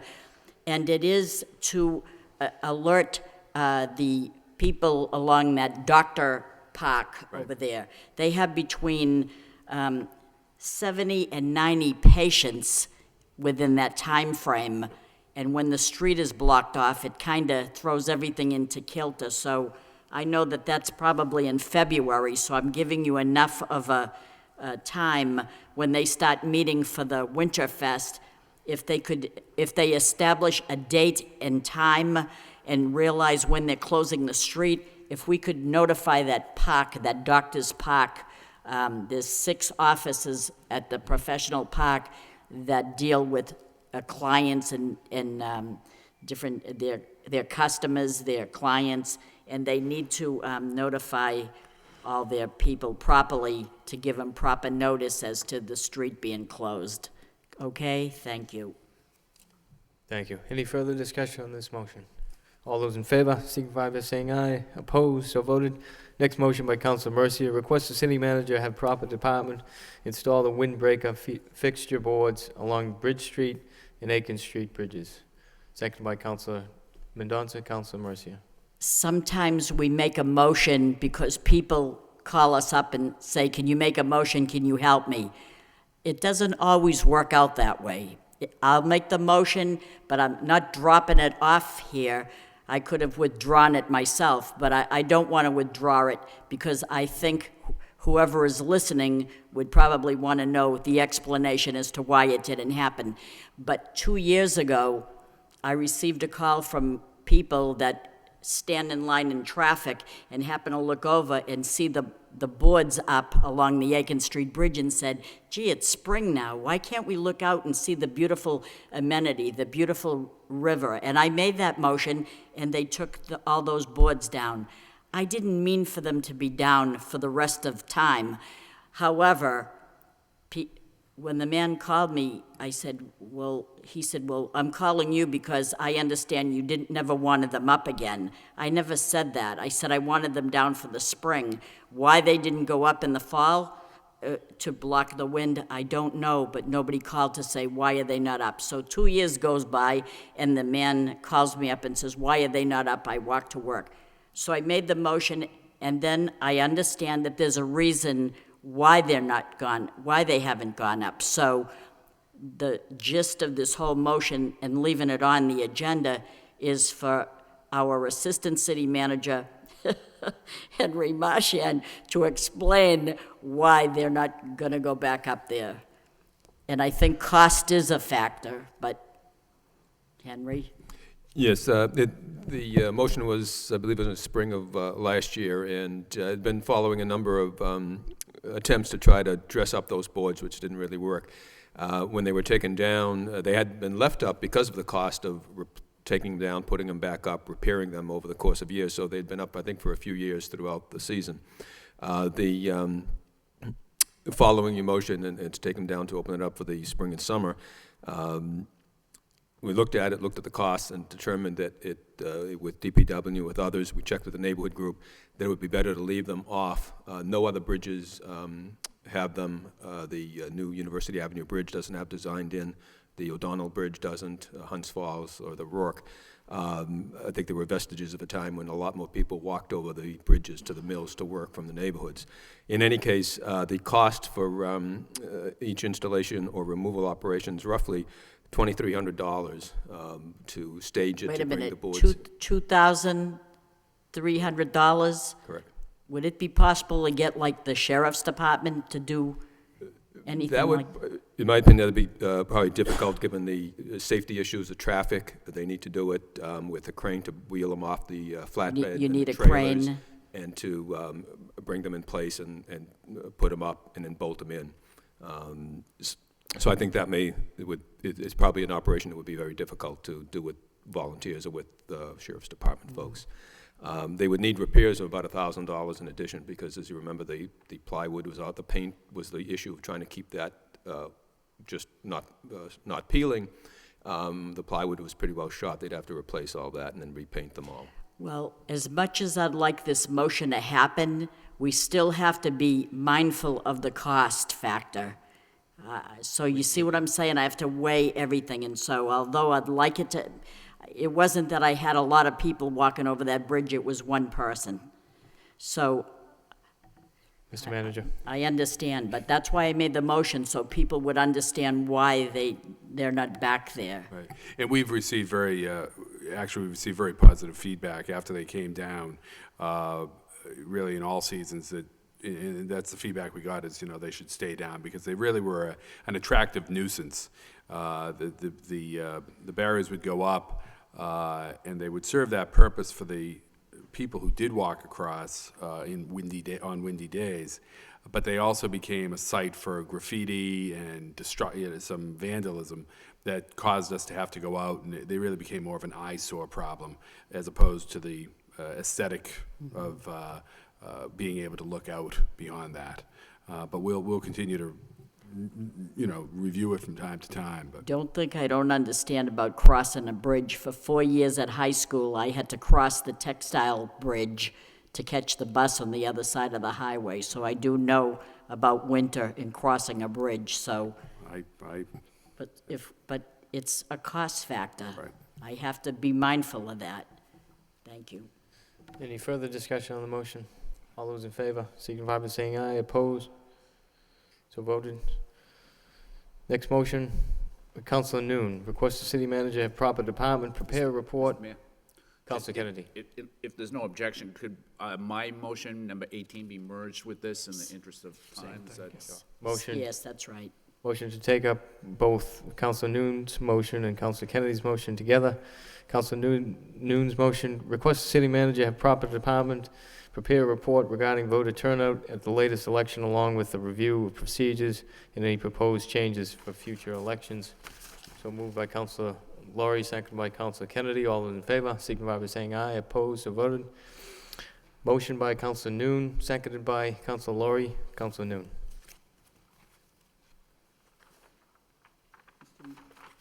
Thank you, Mayor. Shortly after I filed these motions, I received our city solicitor report on these matters, and all I want to know is what went well and what we need to improve in the future election. A couple of things that came up was, we need to provide orientation to all the poll workers and also the officers that was on site, particularly the officer with regard to rule pertaining to poll watcher from various party who's actually behind the poll worker or the election officers and as people coming in. So in terms of distance, how far should they be apart from or away from the poll worker? It has to be consistent from polling side to polling side. Same thing with regard to those volunteers who do visibility for group party or whatnot. We need to have a marcation, a mark places to say this is where you're going to stand, and that rule apply throughout the city, not a certain polling site. With that said, I think, as a whole, the city have done a great job in terms of, recruiting poll worker to help work on a poll with multi-language that they have to address. So that is the gist of the motion, Mr. Mayor. Thank you. Thank you. Councilor Kennedy and Councilor Laurie. Thanks, Mr. Mayor. I think Councilor Noon and I had similar concerns. I think that the presidential election was a big election. There were a lot of problems at a lot of polls throughout the country. There were problems elsewhere in Massachusetts and problems elsewhere in the Merrimack Valley. And many of those problems were a lot larger than what was experienced in Lowell. And so, and on top of that, I think that there were extraordinary circumstances with people leaving in the Election Commission office that put a strain on the city's ability to conduct the election day operations as smoothly as maybe they have in past times. That said, there were instances of where there were little problems. And so, and, you know, that includes people not being able to go to lunch that were working in the poll, at different poll locations. It also includes absentee ballots that were not counted or that people did not even receive. And I think that it's, the intent of my motion was not to be critical of the operation that went on. I think that under the circumstances, the city did a good job. I think that the city solicitor did a good job. And I also am somewhat familiar with Mr. Kaplan, who's down there now, and I think that he did a good job as well. However, this is probably a good time to take a look at how we can make things go better. And it seems to me that part of the problem that we have is that we've got people working downstairs in the Election Commission office and maybe people working at some of the polls that aren't properly trained. And I would think that you would be able to get that training from the Secretary of State's office at no charge, and that they would be happy to come up here and do that. And that might be just a good exercise to do for every election. I mean, the presidential is a lot bigger than the others. The turnout next year will be smaller. However, that's just a good thing to do. And I think if people are trained and they're familiar with the laws, then you wouldn't have people downstairs not sending out, not giving people absentee ballots. You would have people out in the different polls telling people that they're allowed to get a provisional ballot instead of just sending them away because they're not on the list. And so it's just things like that. I think this is just a good time to, and so in the report, I'd be asking for, you know, how the whole thing went and what we can do to make it better in terms of training and what we need for personnel. You know, from reading the city solicitor's report, we had a lot more people on board for this election than normal. However, there were people that weren't able to go to lunch. So maybe the way those people were, you know, where they were placed throughout the city was not the best. And I also think that 4 years from now, when we have another huge election, people are going to forget how it was this past week. And so this might be a time to just assess how we did, what we can do better, and then keep it so that we know what to do in 2016. And it can only make the state election and the municipal elections better as well. Thanks. Council Laurie and then the manager. Thank you, Mr. Mayor. This is a good motion, and I was going to put them in. They were already in.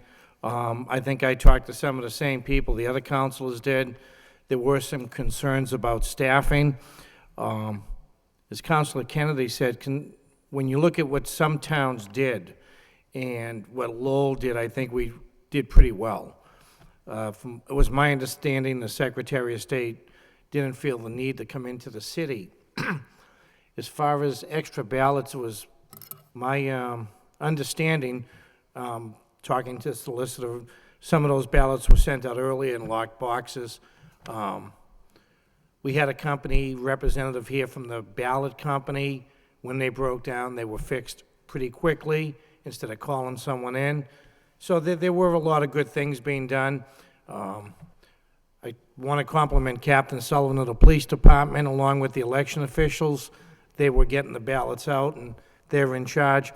But again, there were some situations, and I think looking back or looking forward, I should say, if the city works with the solicitors, the election office, the election commissioners, some of whom are new, going forward, and look at some of the problems we had this year, I think we can resolve them. But I think that the major issue was when you look at, as Councilor Kennedy said, some of the communities, the real problems they had, we never faced. And I think it was the election commissioners, the people in the election offices, the solicitor's office, maybe even the clerk's office who stepped forward along with the administration to make sure. So I look forward to that report on some of the things that we can improve on and maybe some of the things we learned and go forward. Thank you. Mr. Manager, and then Councilor Mercer. If I could, Mr. Mayor, thank you. I appreciate the comments of all of the councilors so far. I think that the election had its issues, and we had a number of issues that we identified several weeks ago that concerned us. Then we had some staffing changes that presented a whole new set of challenges for us. One of the concerns we did have was, in fact, the issue of the absentee ballots, and it appeared that there were people that had asked for absentee ballots that weren't being sent out, and there were some other issues that arose. If you recall, going back a couple months, there was even an issue that we quickly addressed of people being removed from the voters list. I know from another city in the state, they had a similar situation, but they weren't able to respond to get people back on the list, and that led to many long delays in that community. But I think that the solicitor's office, the election staff, the office staff down there that stayed on, did an outstanding job, and I think we did a good job of getting more poll workers. We had about 40 more poll workers this time than we generally have. But with all of having said all of that, there were still a few bumps along the road and a number of ideas or issues that came to the fore as we were more closely involved with it this time than we have been in the past. A lot of times these elections just happen in sort of automatic pilot. We had a meeting on Friday that was a post-election meeting of all of the key staff that were involved in it. That led to about 25 recommendations that we will outline for the council, the things that we're going to be working on for the next election. We're also going to be contacting the poll workers and seek their input as to what worked, what didn't work, what they saw as what they see would be helpful. With regards to the lunch situation, most people got lunch. It really required some coordination on the part of the poll workers to work with us on that, but we'll make that more clear moving forward. But I'm very pleased and proud of the people who really stuck it out in a very difficult situation and under very difficult circumstances with such a huge turnout. This is one of the largest turnouts we've had in the city in about 20 years.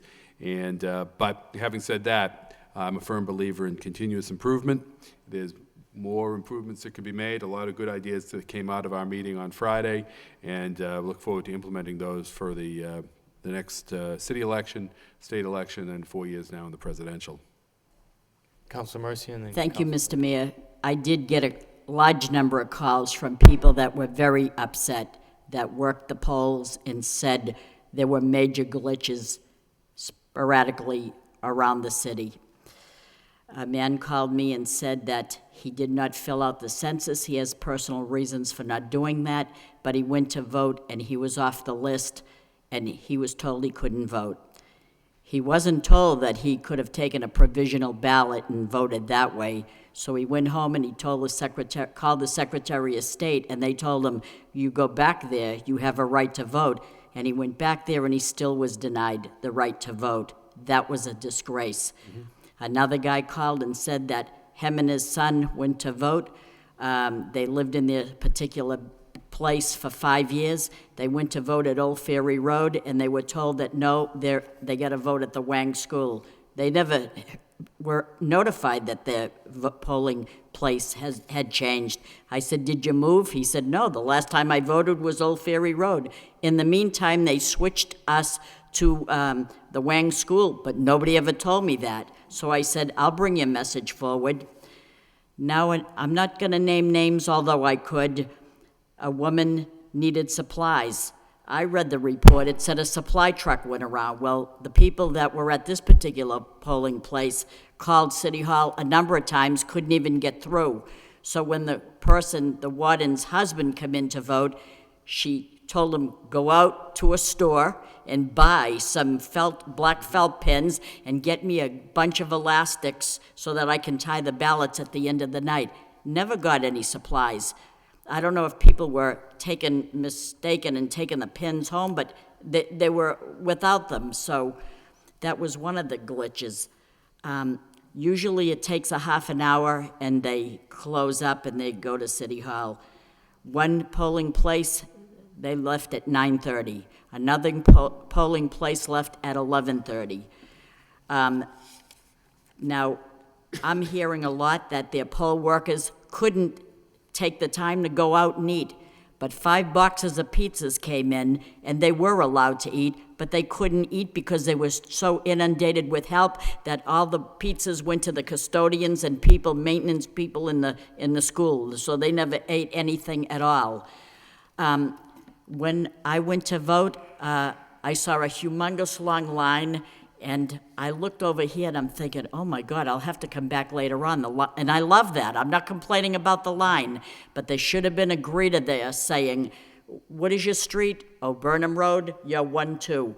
What, your High Street, you're 1-3, you go over there. But no, everybody congregated in this big long line, and I said to myself, what is it that there's so many people at this line and there's nobody here? So I recognized the people, and I went up there and I said, is this where Burnham Road is? They said, sure.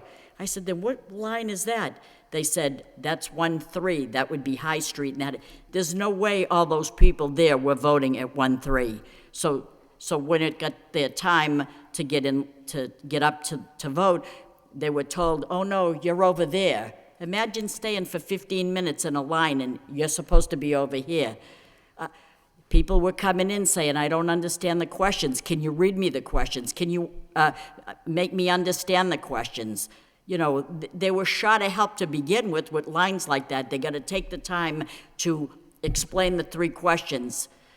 It was just unbelievable, the things that were happening. So I got word that there are polling people that will not come back anymore. And I said, please tell them not to do that, that we will take the glitches out of it. I know it was a unexpected turnout, which I'm thrilled about it, but, you know, then they had jamming in the boxes. Then there was another encounter that they never anticipated.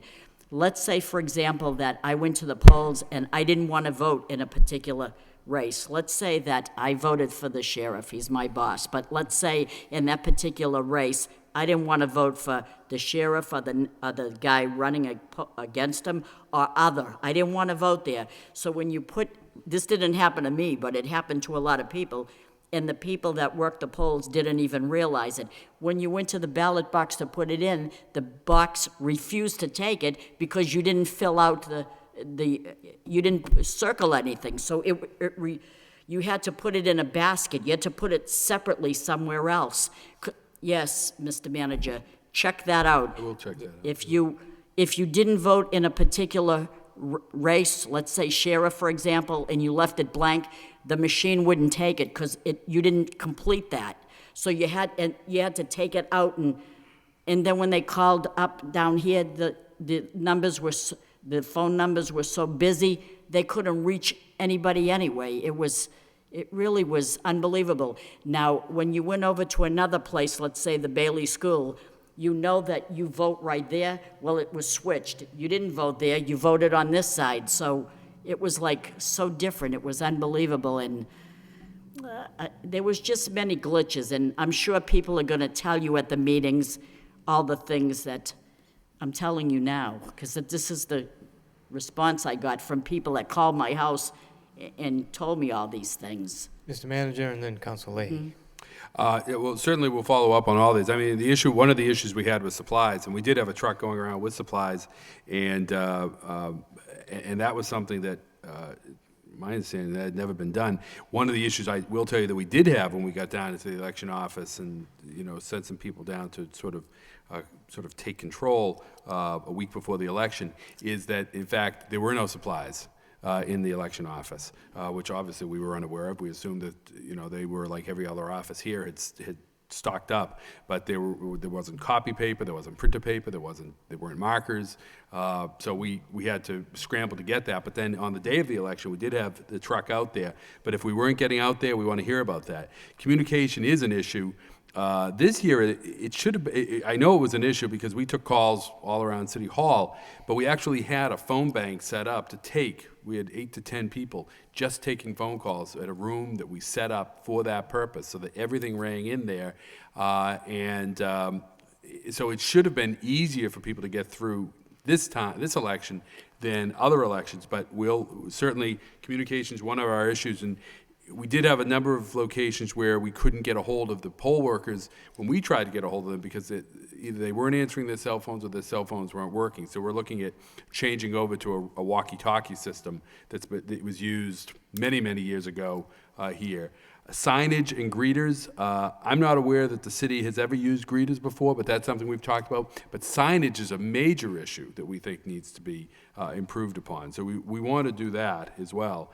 Not being notified of a change in voting location is also something we heard a little bit of, and that's something we want to fix. That obviously was something that should have been done months ago to take care of that. It shouldn't have been done on election day. That should have been done months ago. And the blanks, I will check on that because those. Yes, please Those check on machines should that. take those, and they shouldn't have to go into a separate basket, but we'll follow up on that. I mean, you check it out. I'm only telling you what they told me. Absolutely. Thank you. Council Leahy, and then Council Kennedy, and then Council Elliott. Thank you. Through you to the manager, my 2 cents is I did hear that about the ballots, that if you didn't check something off, they were spitting back out. I did hear that. But I did want to ask, and it sounds like you have a good handle on it, proper signage. Where I vote, they put the signage on the table, but there were so many people you couldn't see it. So, right, it needs to be up.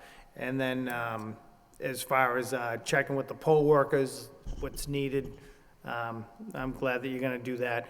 And then, as I had called you earlier, my motion for next week was going to be, which can be incorporated in all this with the discussion, is should we have kids in class?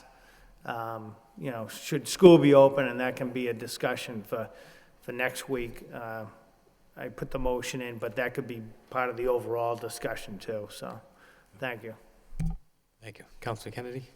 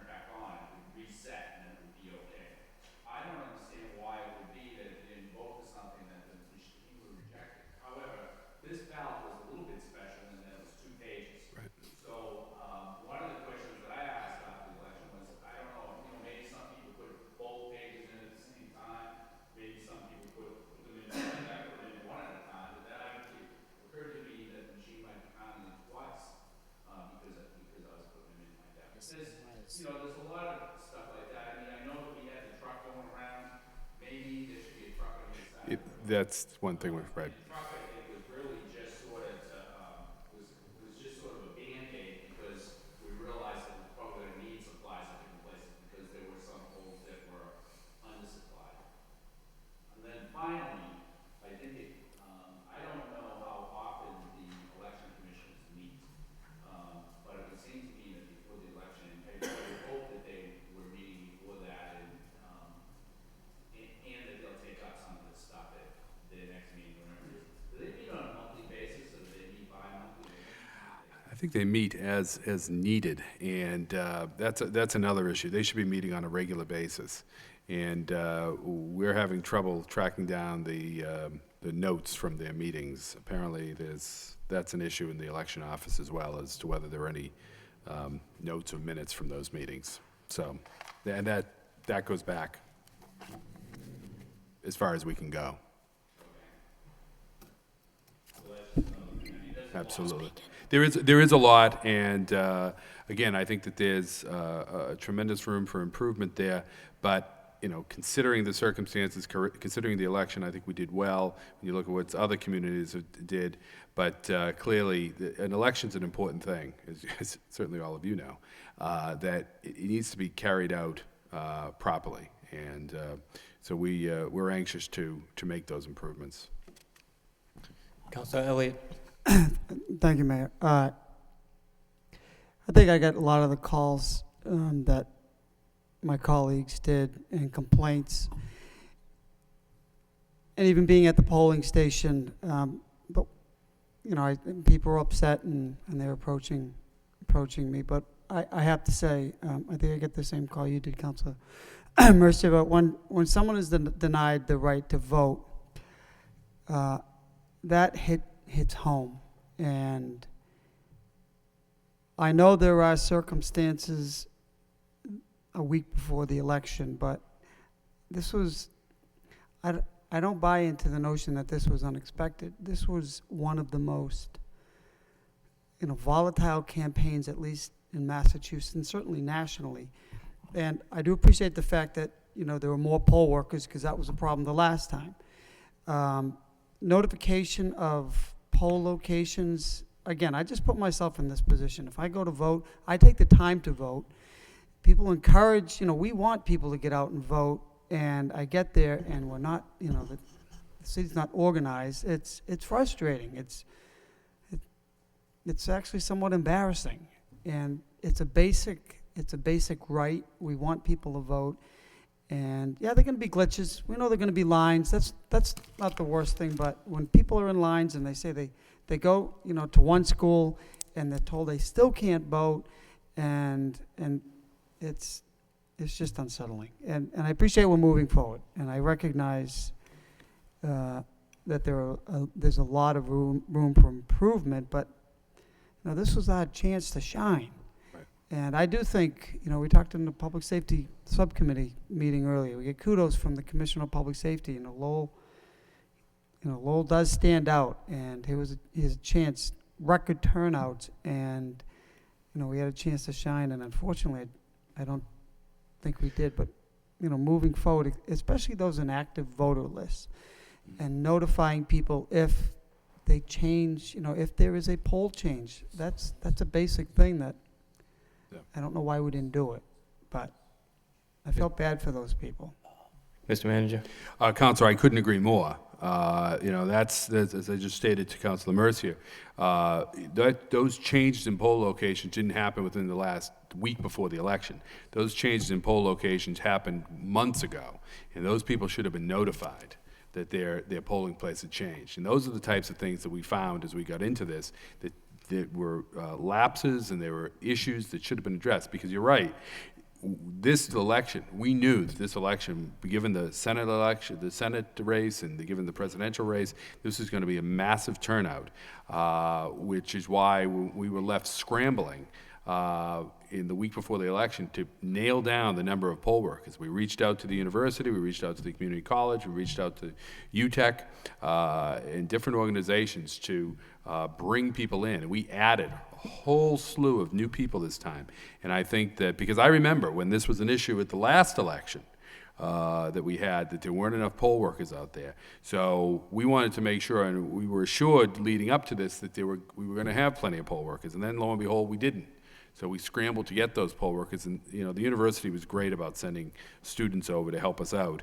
And but there's better training needed. There's again, there's a whole slew of recommendations that people have. But I couldn't agree with you more that this was. I will say this. It was our moment to shine, and I do think, although we have 25 recommendations here and we have issues that arose, when I look at what took place in the neighboring communities, in one community, the cars were a mile long. That was one of our neighboring towns.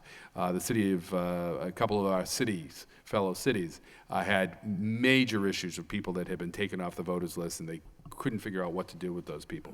But you're right, when someone shows up at the polling place and told that they can't vote because their name isn't there, they should have been given a provisional ballot. And so that just, we need to tighten that up. Councilman Mendoza. I just have one follow-up. Councilor And Elliott. we had this discussion, thank you, we had this discussion in the past, why, and maybe it's by statute, why does it fall under this, the election commission fall under the jurisdiction of the city solicitor? I mean, is that, does that make sense to you? I mean, I don't know where else to put it, but it just doesn't make sense to me that that's where it belongs. And I'm not blaming, I'm not placing blame, but this is a full-time operation, and knowing, and I know she has a gazillion other things to do, but it just seems to make more sense that it's, and I always thought there was a commission, there's an office manager, but the jurisdiction lies with the solicitor. Well, the jurisdiction, it's really more just a day-to-day reporting element. They're standalone office, but it's like the license commission operation. That staff reports up to the solicitor because the solicitor has day-to-day interaction. Brian Leahy was this assistant solicitor, city solicitor that was assigned to work with the election commission. Similarly, he was assigned to work with the license commission before we made this organizational change or set the organization up. I felt it was, in terms of day-to-day operational issues, that was what it was there for. And I think that this election actually, it bore fruit that we had that, because but for the city solicitor being involved, sort of some of those day-to-day issues that might arise, and what happened a week before the election, we wouldn't have had anyone to sort of take control of the situation. So I think it helps to have that in place, but that's the sort of the background on that. Councilman Mendoza. Thank you. Thank you. Yes, I mean, certainly it's good to look over everything and all the procedures. I think we all received an email from someone where the polling place was a gymnasium, and what they had was a curtain or a net, and they found that because it was, at least for part of the day, the other half was being used, that they found it distracting. I don't know, maybe they were bouncing balls or things like that. So that could be looked at, and I think goes to Council Leahy's. He's going to have a motion next week regarding, especially when we expect a heavy turnout, like a presidential election, whether we should have school that day. Of course, that should be something that the school department should consider. Maybe they could have a professional development day, but, well, we can discuss that at another time. The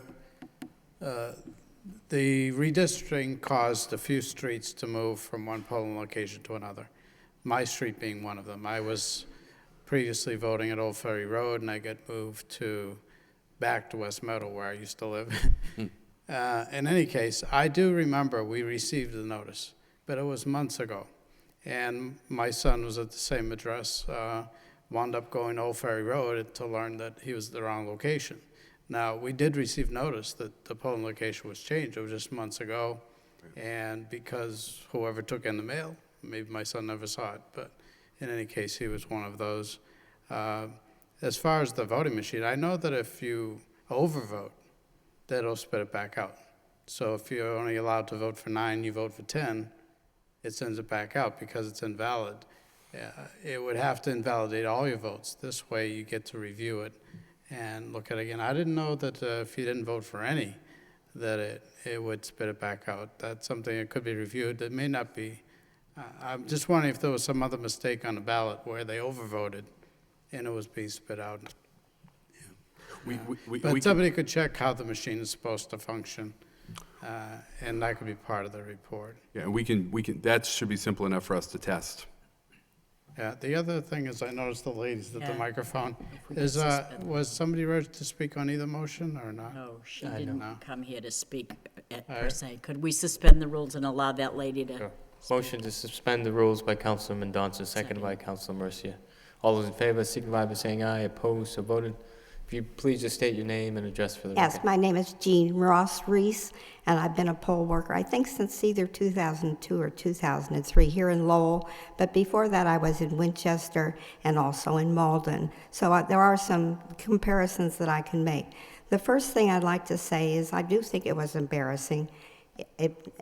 As a former teacher, we discussed at one time pass-fail grading. This was a failure, really. And things that we can, my first thing would be to say, to comment on things that you haven't discussed as identifying. And that is, first of all, the training. I think everybody, at least on their first year, should be trained in a meeting where they go over certain things. I am now working at the Salvation Army for solicitations, and on my lunch break, they were training the new people at the market basket exactly how to do all sorts of minutia things. Now to address some of the things you haven't brought up. One of the things that came as a surprise was the fact that we had two ballots. And as it turned out, excuse me, part of the problem was the pens. Our pens were not meant to last forever in the beginning. We usually only had 10 to start with. This time we needed about 50 or 60 to start with. There were so many marks to make that the pens ran dry. Not only did we not have enough, but people were very, very patient. You ought to commend all your citizenry. What I was concerned about is I had a person waits on me in the drugstore. She came to vote at 3 o'clock. She said she was out of doors, just 2 people out of doors at that point. When she finished voting, the line was quite a distance out. It was cold. In my particular precinct, which is Ward 2, Section 3, one of my neighbors after the election said, "Why didn't they move your tables back to the back of the hall? That way everybody could have got into the doors." And as far as the greeters are concerned, I personally went down to try to get people in the correct lines. Somebody did try to assist me and gave the wrong directions. Our best person was a person named Andre, who's an interpreter. He had a white hat. He speaks several languages. And he went outside and made sure, and that was a godsend. The other godsend was somebody got sick. A person who took the place next to me was a kindergarten teacher who'd never done it before, and she did a perfect job. So we were just lucky about that. But getting back to the ballots themselves, because of those ballots, because of the 2 sheets, the advice I was giving people was to do question 3 first and to keep the pieces of paper separately. If you did them with the second sheet under the first, the pen would go through to the second ballot. That is something you haven't mentioned. So when you're discussing with your machine people, discuss this quality of the paper and the pens that you should be using. And let's see what else. Generally, it was just the training. We personally, the other thing was the way the books are laid out. In our polling place, we usually have 2 books, and I don't think that enough notices were sent out after the census telling people where to go, so that the problem line, you waited maybe over an hour every time. I know that there were people who said, "I can't stay any longer, I have to get to work." And those people were really disenfranchised. In our particular precinct, we should have had 3 books. You couldn't tell. The original plan was to put the number of streets and pages in the book equal, thinking that people would vote that way. But it doesn't work that way in our precinct. This book 2 had 532 people. I think it was 2 to 1 at least. So please look at Ward 2, Precinct 3, and usually also our Precinct 3 has about the same number of ballots as the first 2 combined. Now, I think they've had better input from their situation because ours was the long line that held things up. But you should really ask the people on the firing line, and I'm glad you're intending to ask the people who actually work there, because I think that's you're going to get these other little glitches. For instance, everybody was so cautious with the ballots that somebody ordered the ballots put back in the box. They came in packages of about 100. I could only lift 2 or 3 at a time. Somebody put all, instead of putting them in vertically so you could put 2 out at a time, they put all the first pages in the bottom, and then I had to have somebody in line help me get the ballots out. That's not the function of our public, and I think I've said enough now to get the idea. Why you have people, all the people calling into the headquarters, I don't think it's a solution. You need more people in the polls, and you need to have them trained ahead of time, and so that if somebody accidentally gets sick, as it happened to me, that somebody knows enough about the new voter list that we'd never seen before, that was, I couldn't even make any sense of it. It was stapled together, and all I can remember is that Pawtucket Street had a lot of yellow lines on it. This just wasn't, you should have known, I think, from the actions of the census, and I used to take the census. I was denied this time because I didn't have a car, which they didn't mention. But you should have known from the results of analyzing the certain precincts that you were headed for trouble. And please, above all, put signs up above, permanent-looking signs, not somebody who put step 1, 2, and 3 on a piece of scratch paper.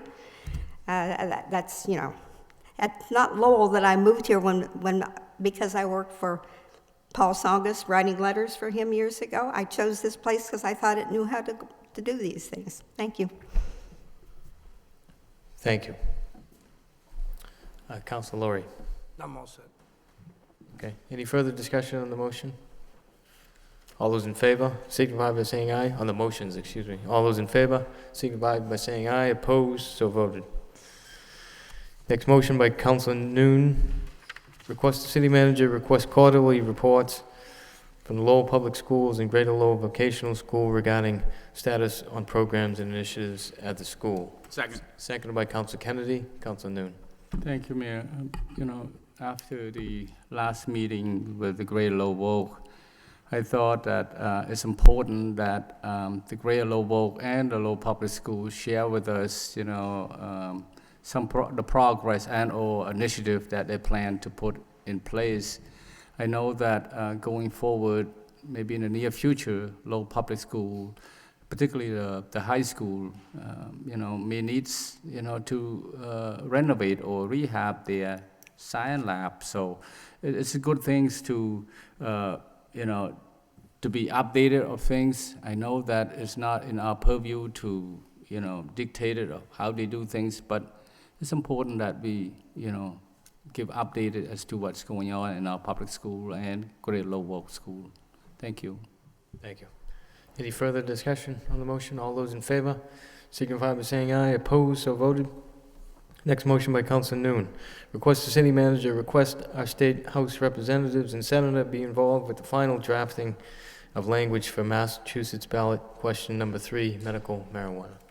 Seconded by Councilor Laurie. Councilor Noon. Thank you. Well, we all know that the question 3 ballot has been, you know, passed. A voter, but Lowell included, a vote to legalize medical marijuana, despite the expressed concern of our chief police and State Senator Eileen Donahue. There's a lot of loophole in these legislations. One of which is that we know that out of those 30-something dispensary throughout the state, no question, Lowell is going to be one of those dispensary. Maybe they have 1 or 2 or maybe 3 part dispensary.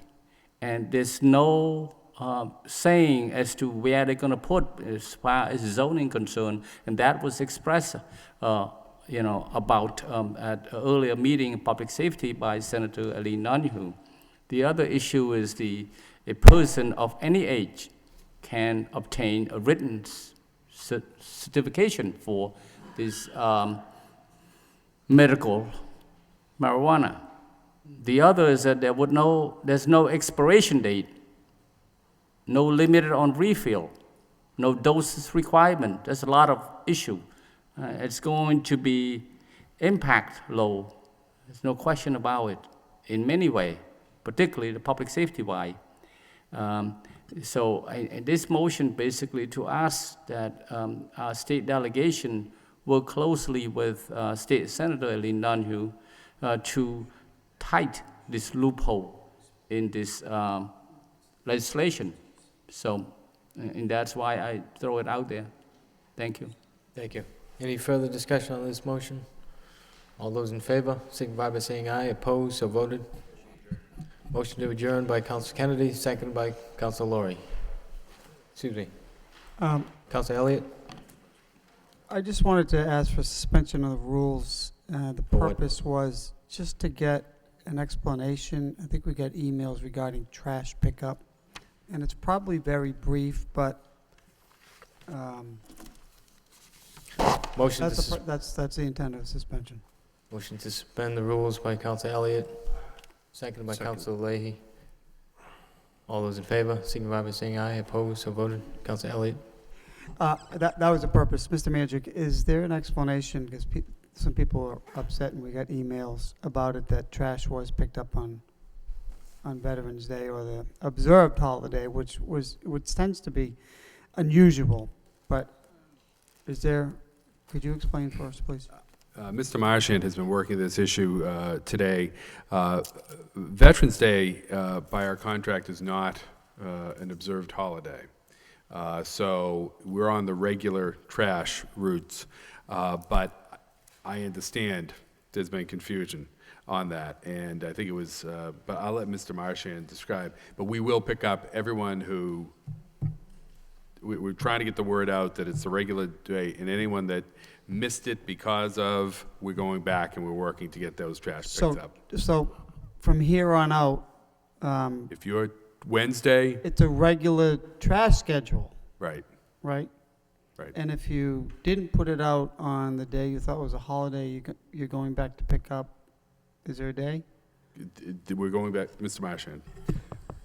What they've been doing, and there was some conflicting info initially on when the trash pickup would be, but what they've been doing is taking calls, circling back, and picking up trash that was missed or that was put out later. 'Cause we received a lot of calls from folks who saw the trucks and so went back and put it out. The trucks may have gone by their streets, but they're working that to try to double back and catch up as best they can. For the most part, they've been very responsive.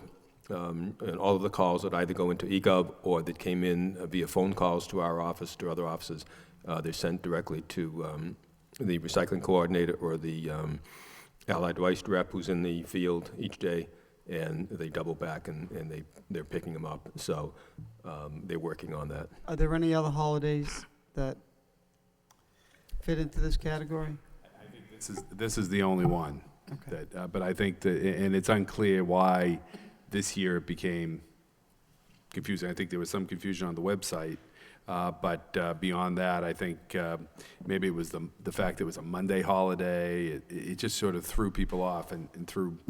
Okay. I just thought it was important to bring it up I appreciate that. at this meeting rather than wait a week so people know what to expect. Right. Thank you, Council. Council Martin? Yeah, so the message is, going forward, it's a regular week. So if your trash day is Wednesday, put it out Wednesday. If it's Thursday, put it out Thursday. If it's Friday, put it out Friday. If you are Monday or Tuesday, want to try and go back and get those, or at least they should call. People should call. Is that? That's correct. Okay. Council Laurie? Thank you, Mr. Mayor. I've received several calls today, too. Oddly enough, it was one of the media outlets, I don't know if it was the Lowell Sun or CAP, announced last week that we were going to be on schedule. Yes, So I I had heard it, CAP.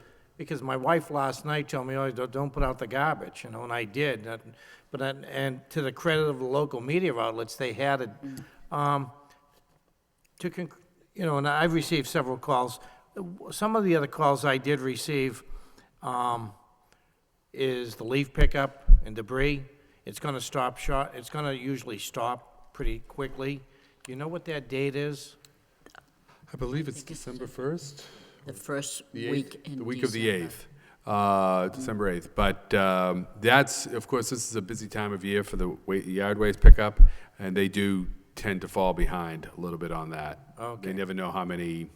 With the calls I received today, that was the second question. When are are they still picking up leaves? And I think because Patacaro hadn't been picked up yesterday, and Right. so, All the way through to December 8th. okay, so it's December 8th. Okay, thank you. Councilor Marcia? Thank you, Mr. Mayor. I wanted to get this in before everybody adjourned, but that bridge meeting at Middlesex Community College was canceled last Wednesday because of the storm that we were having.